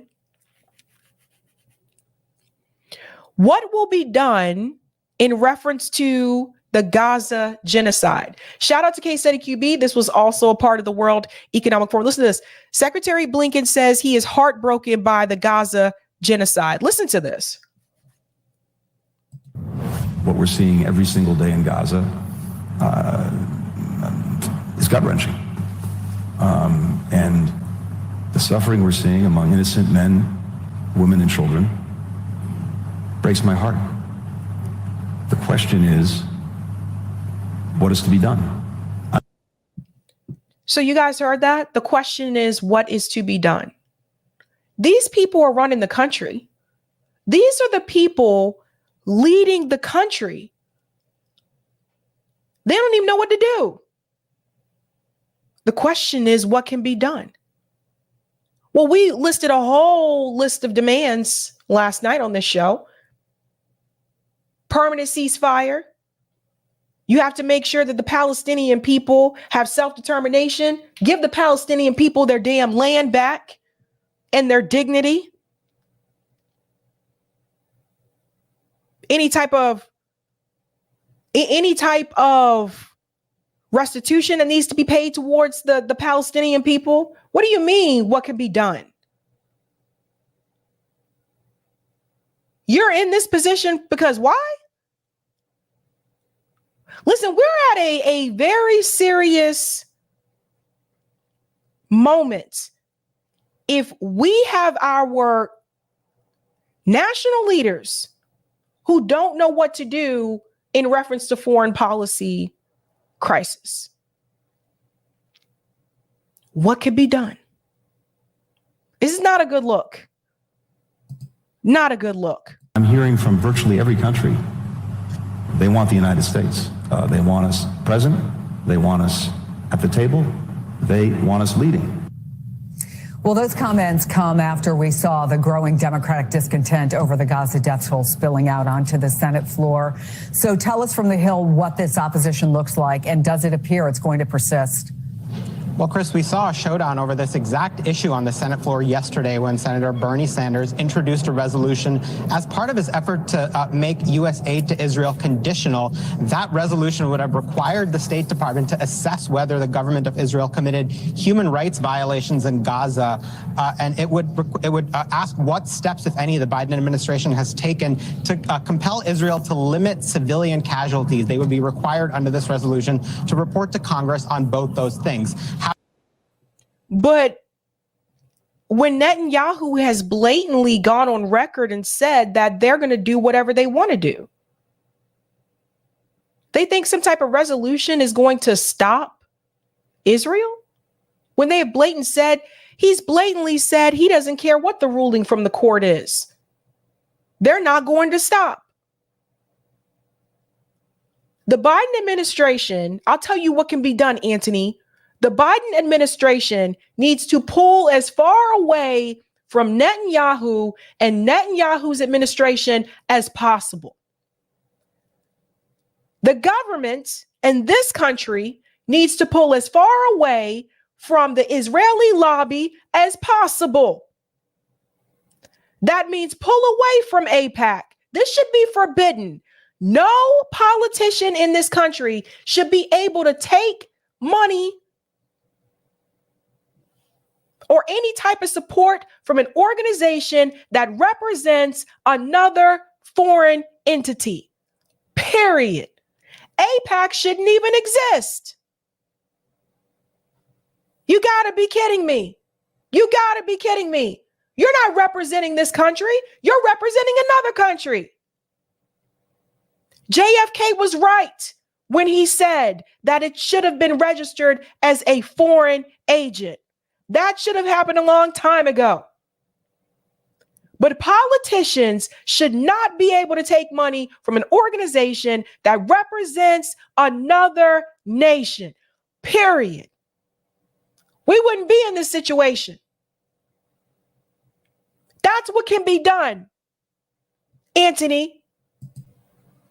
How did the vote go? Not particularly well. The resolution by Sanders was voted down 72 to 11. Those are the 11 senators on the screen there who voted with Sanders on the resolution. I caught up with Senator Sanders just a few moments ago. He said he's not disappointed to get only 11. He said he's delighted to get 11, that it's just a start. It's not an end. Sanders told me that Americans have a right to know how the weapons they fund are being used, and that Prime Minister Netanyahu cannot keep taking American money if he refuses to listen to the concerns of Americans who don't want to see human rights violations. Now, big picture, near term, the votes are there in Congress overall for aid to Israel. The progressive opposition is real, but that's not the obstacle here. The real obstacle here is Republican demands for immigration add-ons, which will determine whether aid to Israel and aid to Ukraine has a chance of getting a vote in Congress and ultimately passing. Chris, the real problem here is the political problem that you mentioned at the top.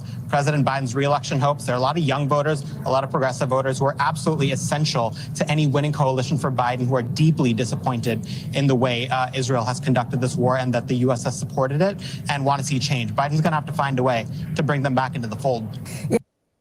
That's really interesting. If you guys notice what they're saying now, remember the number of times they have said that young voters, our vote doesn't matter. They don't care about us. We don't show up. Now, all of a sudden, they need that young vote. Right, because young voters did show up to vote for Joe Biden, particularly in states like Georgia. Now all of a sudden they need us, whereas before they're like, oh, nobody cares about them. They don't really make an impact. No one cares. Now there's one funny moment that I saw happen from the WEF. I don't know who gave the green light for this, but I think we could all use a laugh tonight. I don't know who made this banner, but watch this.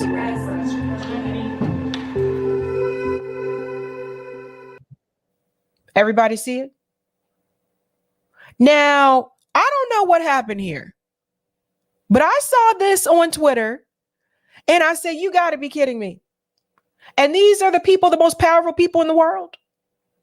These are the people making all of these decisions, these economic decisions, decisions about war. You know, I just don't get it. It just ain't no meeting. So this is, you know, it's an annual meeting, but I don't know. I saw this on Twitter. I thought it was funny. I thought people would get a kick out of that. Could be photoshopped. It could be, some people are saying, but I thought it was funny. I thought it was pretty funny. You guys have fun with that one. Have fun with it. Let's go to some of the comments here and we'll go to the next story. Eric says Zelensky equals MIC sales representative. There you go. Justin says Zelensky reminds me of the neighborhood crackhead that needs a little more money to get another fix. He needs to sell that yacht and his wife's jewelry he bought with our money if he wants more money. Thank you for the super chat. None of your business. The WCJ should arrest Zelensky while he is in Davos. Thank you, Aspen Fallen. Zelensky approves of unaliving journalist Gonzalo Lira. Thank you, John. Somebody please get Zelensky a Ricola. I don't know if he was sick or not, but sounds like he's been partying with Hunter. Oh, man. Thank you, Dwayne. Just as in Israel, where the aggressor is being characterized as a victim, the proxy aggressor in Ukraine is characterized as a victim because of the response by Russia to ongoing aggression from NATO. Thank you, New York Varsity Sports. Sorry, Zelensky, you are the USA side piece. Israel came calling and we had to go home. The USA, however, needs someone else. Grapentine says, was it a Boeing plane? That's what I was told in reference to Antony Blinken. Thank you, Courtney. Sorry, Zelensky, no more money for new yachts for you. Thank you, New York Varsity. Hard for Blinken to shed tears for people who do not look like him. There is a bigoted mentality that is uncomfortable to talk about. Thank you, Marvin. Sab, have show on dual nats in governments, APAC recipients. I've covered the APAC recipients on here quite a bit, but I think you mean people who have like the dual citizenship. Thank you, Unemployed Scholar. Partners in the Middle East who want U.S. Saudis, UAE, quite a few Kurds. Partners in Asia who want U.S. A lot of Indians and some Pakistanis. Interesting. Thank you, Unemployed Scholar. Let's move on to the next story here. So our final story tonight, Glenn Greenwald and Ben Shapiro. So I'm going to go ahead and fast forward just a little bit here. Right. So as you can imagine, Glenn Greenwald obviously has quite a bit of criticism for Ben Shapiro's take in reference to Israel and Gaza. Ben Shapiro is a Zionist. He approves of the war. He said some very nasty things. As you guys know, before we covered this, where him and Candace Owens actually clashed when it came to this particular war, because for Candace Owens, she said, well, I'm against genocide anywhere, and I'm against the U.S. funding these wars abroad. So she has been consistent, whereas Ben Shapiro may have had criticisms with some of the other conflicts that the U.S. was funding. But when it comes to, of course, the state of Israel, he is totally fine with the U.S. giving funding to Israel and Israel bombing Gaza. Let's go ahead and get into this, because now Ben Shapiro is also trying to defend Biden bombing Yemen. Let's get into it. So here's Ben Shapiro. I think it's worth going through a few excerpts of what he said, again, in defense of the Biden administration's decision to launch a new war against one of Israel's enemies. So last night, CENTCOM, as well as a bunch of other foreign countries, part of an American alliance, struck at targets in Yemen. They struck the Houthis. The Houthis are a ragtag group of terrorists who have taken over a large swath of Yemen after a massive civil war between the Houthis and the Saudis over control of the country. The Iranians have been funding the Houthis for years and years and years. And we'll get into the history of what exactly happened with the Houthis. Suffice it to say, the reason that all of this is happening right now is because the Houthis decided that they were going to try to act as an Iranian proxy arm and generate support for Iran by attacking Israel and then by more largely attacking shipping in the Red Sea. Now, shooting off a few rockets or missiles at Israel that get down by American ships or by the Saudis, that really didn't have much of an impact on world opinion or on the world at large. But attacking ships in the Red Sea absolutely does. Okay, he's exactly right. He's seeing the world through the Israeli perspective. He's saying the motive of the Yemenis is to strike back at Israel as punishment for what they're doing in Gaza. So the question yet again becomes, how is that an American war? The Yemenis haven't killed anybody. They haven't sunk any American ships. They have been trying to impede the flow of commercial travel through the Red Sea by some countries that they perceive as being responsible for the Israeli war in Gaza. But why does this mean that the United States now has to go to war because the Houthis are angry about what the Israelis are doing? Exactly. What does this have to do with us? I mean, it just, at this point, it just is what it is, you guys. If you think about it, like, really, what does this have to do with us? The Red Sea, it's their waters. It's their waters. Like, they have a right to stand up and say, we don't want this coming across our water. And let's remember, the Houthis are actually trying to prevent the genocide. They want it to stop. And we have people out there that are more upset with the Houthis for trying to stop a genocide of people than they are with the people actually committing the genocide.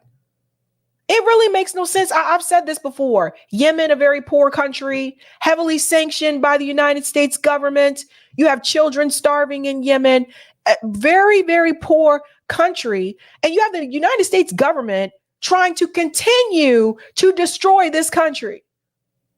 Once again. This is something we talked about from the start, that the cost that the United States was incurring in order to defend this foreign country yet again is not just measured in the billions of dollars that we're going to spend to transfer to the Israelis, nor in the already depleted stockpiles we're going to use to transfer the weapons to them that they're using, as everyone knows, to destroy Yemen. Whenever there's a video of babies that are killed or children being operated on without anesthesia broadcast to the entire world, everybody knows that it was American weapons that did that, and that bears a real cost. But the biggest cost is the danger that we're going to now have the Ben Shapiros of the world demanding and now getting and now celebrating the deployment of American troops in an actual fighting war, in a shooting war against other Israeli enemies in the Middle East. That's what we have, and that explanation of his makes clear that that is actually the dynamic that he is happy about. Let's watch a couple other excerpts. See, notice that's what Glenn is saying. Like, Ben is happy about this. And I never understood why anyone would be happy about war. That was just always kind of weird to me. The prior year. Well, all of this drove last night an allied attack on certain resources in Yemen controlled by the Houthis. It was a telegraphed punch, meaning this entire exercise was designed to deter the Houthis, not designed to actually kill or destabilize the Houthis, who in fact, as we say, are a terrorist group that governs a large swath part of Yemen. The reason to telegraph the attack is to allow Iranians to get their military forces out of the way so as not to provoke some sort of escalation with Iran more directly, because of course Iran has lots of forces on the ground helping out the Houthis in Yemen. Now, obviously, needless to say, anybody who dislikes Israel or who fights against Israel is a terrorist. That's pretty much the definition at this point. Any group that defies the orders of the United States or Israel is a terrorist organization. Meanwhile, Israel is the country that has been terrorizing Palestinian people since 1948. We're not allowed to call them terrorists. This is really what it's come down to, guys. If you disagree with the state of Israel, you're a terrorist. Look at what they said about the pro-Palestinian protesters. And even though the Houthis are now running and governing Yemen, Ben Shapiro wants to call them a terrorist organization. But as he just said, it was a campaign that we had telegraphed for many weeks. It was something that was very well planned. Everybody knew it was coming.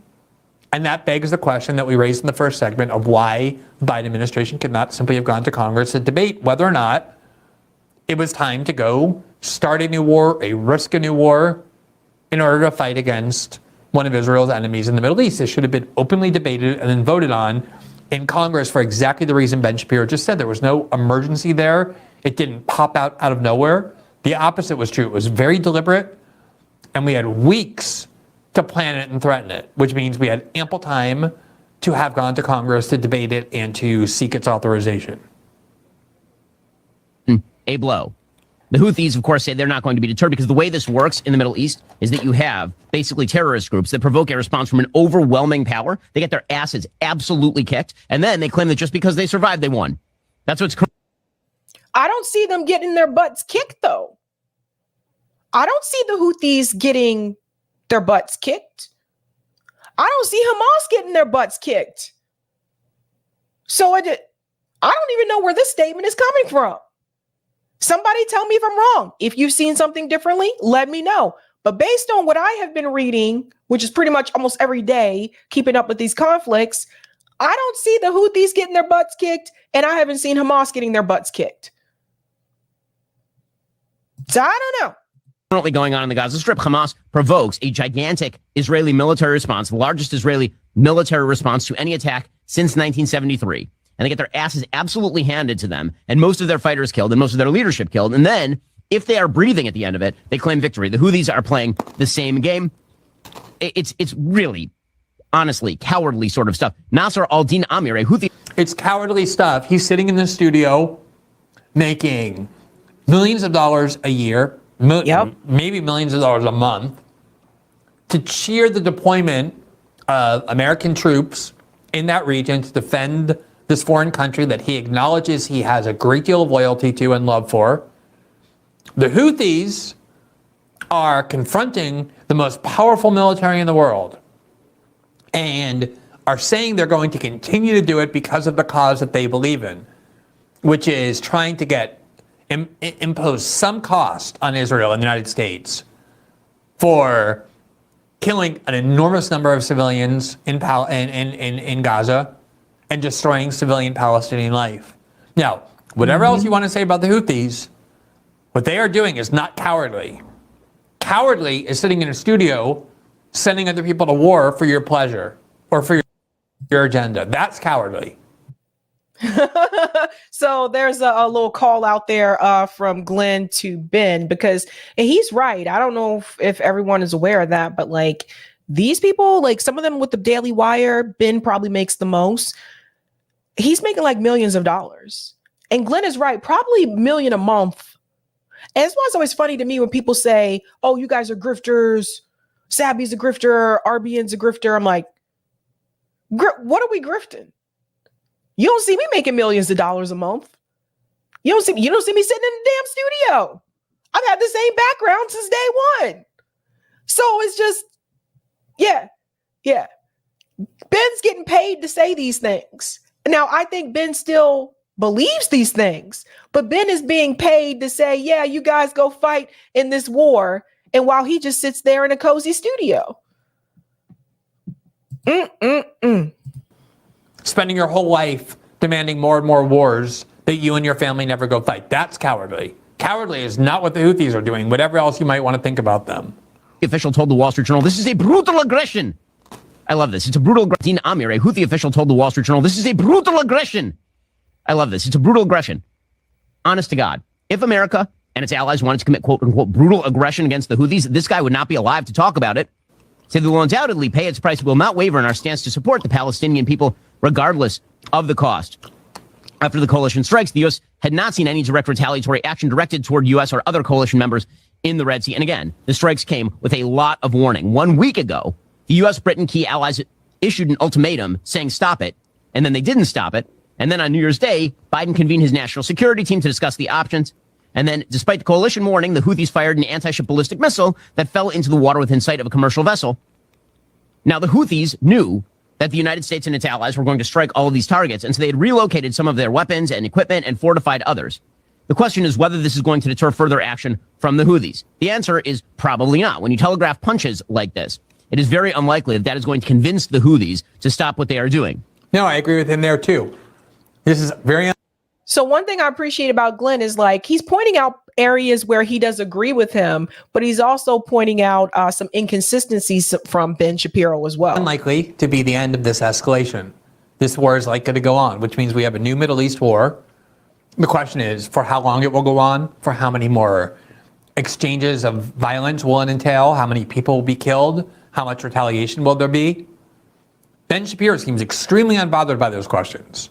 Ones that should have been debated in Congress that we should still be debating now, because what he wants is what he has. That's why he's so happy. Namely, the exploitation of the most powerful military in the world in defense of this foreign country and its deployment against its enemies. I'm sorry. This is very funny. Greg Bruce says wet ass P word. I still remember that. Oh my God, I'm sorry. But if you're somebody looking at it from an American perspective, those ought to be of great concern to you. He's saying this is almost certainly not the end of it, just the beginning. Which means we've now bought ourselves another Middle East war of exactly the kind that Joe Biden, when running, said he would not give the United States because nobody else wants these Middle East wars. Let's look at the last excerpt before we go to freezing cold, devastatingly cold Iowa and speak to Michael Tracy, who we sent there. Yeah, so this is something I'm glad he brought that up. That remember, Joe Biden did make that promise that we would not have another Middle East war under his presidency. And yet here we are again. Like, it's just been a disaster. The war in Ukraine, the war in Gaza, and now the war with Yemen. All this under Joe Biden. Supply chain prices. And so it's very important that the West did something about this, just on a practical level. Now, on the moral level, the Houthis are some of the worst people on planet Earth. A legitimately evil, awful group. So the Houthis are an Iranian proxy group. Iran, as we've explained, is a terror sponsor. It has its tentacles all over the Middle East. It has its tentacles in Iraq, obviously, where they've had significant... I have to laugh so much. I mean, I really laugh. Like, I find it darkly funny when people like Ben Shapiro complain, in general, that Iran has all of its tentacles in the Middle East. Nobody has more tentacles in the Middle East than the United States. At least Iran actually is in that region. Yep. The United States is on the opposite side of the world. The United States has not just tentacles, but military bases and control over multiple Arab states. We fund these Arab dictators, like the Saudis and the Emiratis and the Egyptians and the Jordanians and the Qataris, in order to do our bidding. And we're actually there fighting as usual. You have to go back to the 1970s to find a decade in which the United States did not bomb Iraq, just Iraq. And you notice there that Ben Shapiro is complaining that the Iranians have their tentacles in Iraq, a country that he cheered on as the United States went and packed up its military over across the world to invade and then occupy it for the next 15 years. But those kind of hypocrisies, those kinds of discrepancies don't enter his mind because he's looking at the world from a very self-centered, self-interested perspective. And a very narrow view of the world. I never understood how people can listen to Ben Shapiro for quite a long time. And I always ask myself, like, I wonder how his wife deals with hearing that voice all the time. Like, that voice would drive me. This is why I don't cover like Ben Shapiro much on here, because that voice, it's a lot for me to take in. And I don't get it, dude. I don't get it. It's really weird. Secondarily, the American perspective, primarily the Israeli perspective. And so if you look at it from those interests in that order, then you're going to see the American involvement and control of the Middle East is something that we need more of. Whereas somehow it makes the Iranians the most evil people in the world, that they're trying to exert influence, counter influence in their region. And notice that every country in that area apparently is evil except for the state of Israel. Every country in that area has been called a terrorist, or these are really bad people, as Ben Shapiro just said, except for Israel. Significant impact on the government of Iraq. They have their tentacles in Syria, where they're allied with Bashar Assad. They have their tentacles in Lebanon, where they effectively control the government via Hezbollah. They have their tentacles in Hamas. They have their tentacles in Palestinian Islamic Jihad. And they have their tentacles with the Houthis. Those tentacles are all over the Middle East. Now, one of the big problems that Iran historically has had is that Iran is Shia, and a huge percentage of the Middle East is Sunni. And because of that, there is not a lot of solidarity between the Shia and the Sunni. I mean, the reality is that whatever the hatred is for the Jewish state in the Middle East, the hatred for Israel, that's mostly a sideshow between the ongoing wars that have been happening between Shia and Sunni over the course of the past several decades. A multiple more Arabs and Persians have been killed in a variety of wars since the 1980s. Oh, now all of a sudden you pretend to care about those people? Okay. Anything that's happened with regard to the Jews. And all the hatred of the Jews does is it allows for the possibility of some sort of cross-cultural communication between Shia and Sunni in the Middle East. And that's what the Houthis are trying to do right now. They're trying to rally support to the Iranian side in any sort of Shia-Sunni conflict by siding with the Palestinians. Because one of the things that's happened is that the Palestinians, being an incredibly radicalized population that literally no Arab state will take in, not only will no Arab state take in the Palestinians, Arab states have expelled the Palestinians before. In the aftermath of the Gulf War, 200 to 300,000 Palestinians were expelled from Kuwait because they sided with Saddam Hussein in his war against Kuwait. Let me pause here for a second. This was the part that really drove me crazy. So here has been Shapiro basically expanding that narrative that no one wants to take in the Palestinian people. And I want to clear that up because I'm tired of people making that statement. It's not that countries like Egypt or whatever don't want the Palestinian people there. It's that they know what Israel is trying to do. Israel's trying to remove the Palestinian people and then forbid them the right to return. So let's stop it. By the way, make up your mind. Because one minute I'm hearing the Palestinian people are more conservative, the next minute I'm hearing they're radical. So make up your mind, Ben, because I've heard both. You see, this is all over the place. Excuse me. The other piece that he said here about Saddam Hussein, they sided with Saddam Hussein in reference to the war in Kuwait and yada, yada. So I've talked about the Saddam Hussein issue on the show multiple times, and people like Ben Shapiro should have gotten this right by now. It was a mistake for the U.S. government to go in and overthrow Saddam Hussein. Overthrowing Saddam Hussein for weapons of mass destruction, which he did not have at that point. All that did was open the door for ISIS to emerge. This is what happens when you go into other countries and you overthrow their leaders, thinking you're doing something that you know nothing really about. Saddam Hussein, well, there's many criticisms that you can have of him. He was able to actually keep those types of groups in check and prevented those types of groups from coming into power. But when the U.S. government came in and overthrew him, these are the things that people don't really understand. When you do the research, you read about this, you'll understand why Saddam Hussein was the way that he was. It's like in some ways he had to be that way to keep those groups in check. Now, I don't agree with everything that he did, but Ben Shapiro here is making it seem like that was a bad thing for Palestinian people to do. Ben Shapiro doesn't live in the region. The Palestinian people there live in the region. Obviously, they knew something that you did not. Meanwhile, you were sitting up here believing the lies from our government telling us that they had to take him out because he had weapons of mass destruction. The war in Iraq was a lie. Let's continue. First Gulf War. So none of the Arab states are interested in taking in the Palestinian population. And so the Hamasniks went over to Iran and they worked a deal where Iran became one of their chief suppliers. And it turns out that the Sunni states, they have no interest in working with the Palestinians. Again, very radicalized population that destabilized virtually every regime they've come into contact with. By the way, this is why you're seeing Jordan right now issuing these very loud statements because they are deeply afraid of their own population. 70% of Jordan is Palestinian, and they are afraid. So let me just take you. Pause here for a second. So the Queen of Jordan is Palestinian. So there's that.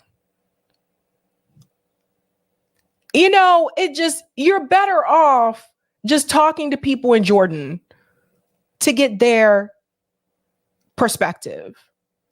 Two, the statement that he continues to make when he says the other countries don't want Palestinian people there. This is why it's dangerous to make that statement. If you go back and you look through history, there was a time when that happened to Jewish people too. So what's the reason for that, Ben? You see, when he makes that statement, RFK Jr. has made that statement, Ron DeSantis has made that statement. But if you look through history, Jewish people went through this as well, where countries didn't want to take them in. This is why, remember when we go back and we look at the letter from Lord Rothschild, when he said that we are going to establish a state for the Jewish people, a place where Jewish people can be safe. At one point, they were looking at Uganda. Then eventually he decided they settled on Palestine. But there was already people there, the Palestinian people, right? So let's just remember that Jewish people went through this same thing where other countries didn't want to take them in either. So that's a dangerous, and this is why I said this before. They make these statements, Zionists, some of the things that they say that they will point to and say that it applies to the Palestinian people or it applies to Hamas. A lot of times it applies to them. We'll finish with this part here. Things here before we listen to this last part, which is, first of all, I hear this claim now all the time. And it's supposed to make you think that the Palestinians are subhuman and undesirable, that even Arab states don't want to take in the Palestinians. Now, first of all, one of the reasons why states like Egypt don't want to take in the Palestinians is because they don't want to help Israel in what is their stated goal in this war, which is to ethnically cleanse Gaza by transferring all of the Arabs and Palestinians out of there by putting them into other countries and then taking control of Gaza. But the other part of it is that when he says Arab countries don't want this, what he means are Arab dictators, U.S.-supported, U.S.-implemented Arab dictators who are there precisely to suppress the actual sentiments of the population. Like he just said, 70% or 80% of Jordanians want their government not to be an American puppet, but want them to be on the side of Palestine because there's a huge Palestinian portion of Jordan, of the Jordanian population who is Palestinian. That's why we have a king, a ruling family that we protect and pay for to keep that population's sentiments from being expressed. Same as in Egypt, same as in Saudi Arabia. So when they say, oh, even Arab states, what they mean are even the dictators that we control. But the most offensive part of this idea that, oh, well, obviously the Palestinians are bad people because no one wants to take them as refugees, is that after World War II, there were millions of Jewish refugees who survived the Holocaust in Europe. And no country wanted to take them. There were ships that came. See, Ben knows, Glenn knows. This is what I was talking about.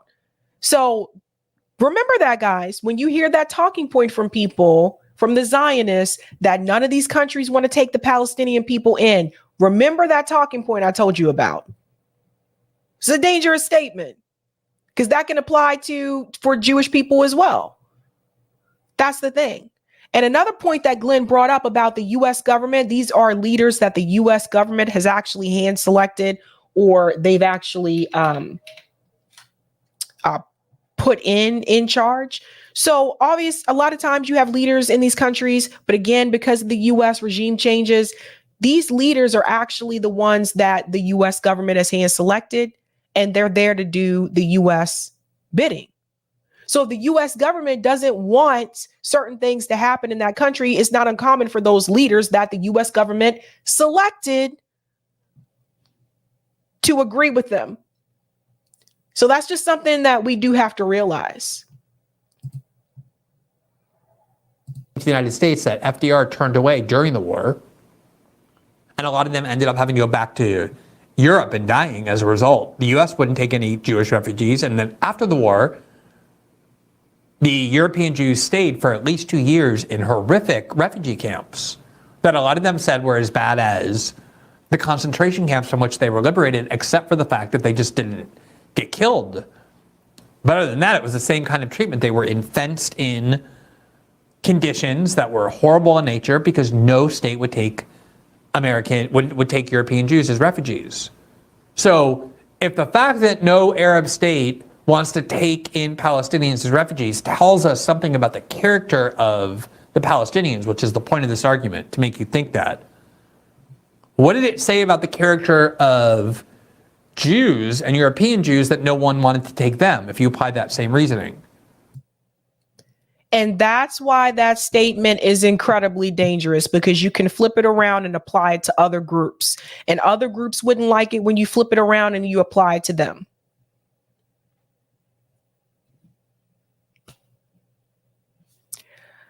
Glenn gets it. So that it just, and I'm surprised more people haven't said this back to Ben Shapiro. And it could just be because he's not willing to have the debate with them. I know other people have reached out. I know Norm Finkelstein reached out for a debate in reference to this particular issue. I think Ben has been ducking that. But I don't know, man. It's just something that really makes you think. But just because people are saying no to letting them in, that doesn't mean that they're bad people. And that's exactly what people like Ben are trying to imply. I'll take the comment on Rockfin, Eric. Thank you. Thank you for the tip on Rockfin, Lisa. Why doesn't Ben's hair color and eyebrow color match his beard? Is he darkening his hair to look like an indigenous Palestinian? I think he's trying to look Arab. Is the beard real? It doesn't look real. Hold on. Let me see. Let me ask a guy in the chat. Dudes in the chat. The beard doesn't look. Is it real? You know what? It looks like maybe he dyed his hair and maybe he dyed his eyebrows. Because sometimes guys can have like their beard is like a lighter color, but their hair on the top of their head is not. Can I get a close up here? Now I'm curious. We'll have to get one where Glenn's out of the picture. Oh, they don't get too close on him. Oh, here we go. Does it look real to you guys? Oh, now it's spinning. I have to take it back out. Oh, balls. Okay, there it is. Does that look real to you guys? It looks like the beard is not real. I don't know, I'm not a dude, so I don't. Oh, Be Easy said it's an AI generated beard. It just doesn't look real. I don't know. It looks like Gamer said, nah, it's fake. DT says looks like a hair piece. Interesting. But V said he's got strange studio lighting and angle. Okay, maybe that's it. Maybe that's it. Nick said the beard is real. The Judaism is fake. Damn, Nick. Yeah. Oh, Sean says it's a 5 o'clock shadow. Okay. That would make sense, Sean. Really interesting. Oh, well. That's an interesting point. Thank you. Okay, Denver. USA is pushing everyone away. Israel will not be geographically isolated and will be part of the Eurasian trade bloc. What about USA? That's a good point. Charlie Mack says RBN grifting by giving out food and clothes to the poor. I know, right? Thank you for the super chat, Unemployed. Have you seen the video of the Yemen war chant, "We don't care"? The people of Yemen have fought for 9 years and are utterly fearless. Yes, I have seen it. Thank you for this as well, Unemployed Scholar. Shias and Sunnis have set aside their differences. Thank you for that. And thank you, Do All Things with Love. The whole Sunni-Shia rivalry is also an invention of the CIA and Mossad. Just like ISIS and Al-Qaeda, ISIS equals Israeli Secret Intelligence Service. Well, thank you, Do All Things with Love. Thank you for that. All right, guys, that's pretty much it. I'll be live again Sunday, 5 p.m. Eastern time. So hope to see you then. Other than that, Have a good weekend, guys. I think it's supposed to snow tonight or tomorrow again. Either way, I'm going to make some soup. I'm going to make like a crock pot soup. You guys ever made like the crock pot soups? I'm making the sausage tortellini crock pot soup tomorrow. It's pretty cool. You just dump everything in and just go blah. It's really good. I've had it before, but I'm going to do that. For those who don't know too, you can also make the Olive Garden soups. Like if you guys like the zuppa toscana, the pasta fagioli, and the minestrone for the Olive Garden, my favorite was always the zuppa toscana. They actually have like those recipes on YouTube too, so you can make your own zuppa toscana at home. Keeping it real. Earl says pasta and crock don't like each other. Really? Yes, Red, you know it. Yes. Are you going to watch the Ravens game tomorrow? Yes, I will be watching it tomorrow. That is going to be an intense game. The Ravens and Houston are playing tomorrow. That's probably going to be the game of the weekend. And I don't know what's going to happen. Sometimes the Ravens, they choke during the playoffs too. They have a tendency to do that, just like the Cowboys do, actually. But we'll see what happens. I will say Houston is going to come in fighting hard, right? Sometimes the team that's like the number one seed, sometimes having that bye helps them. And sometimes having that bye doesn't help. You know, sometimes it makes you sleep on your competitor and maybe feel like you don't have to try as hard. But based on the last game with Houston, if I were the Ravens, I would not underestimate Houston. That's all I'm saying. Just going to keep it real. And then I think also Bills are going to be playing Kansas City. That one is also going to be an interesting game because I believe that's in Buffalo and it's very snowy up in these parts. So it'll be interesting. I wouldn't sleep on, if I was Kansas City, I wouldn't sleep on Buffalo. Aspen Fallen, thank you. Sab's roast recipe is one of my all-time favorites. Oh, the Mississippi pot roast. Yeah, it's one of my faves. But we'll see what happens this weekend, guys. And I'm not going to make any picks for who's going to win because these games have been quite surprising. But I am heading out of here. All right, guys, you know how we do this. Have a good night. Keep up the fight.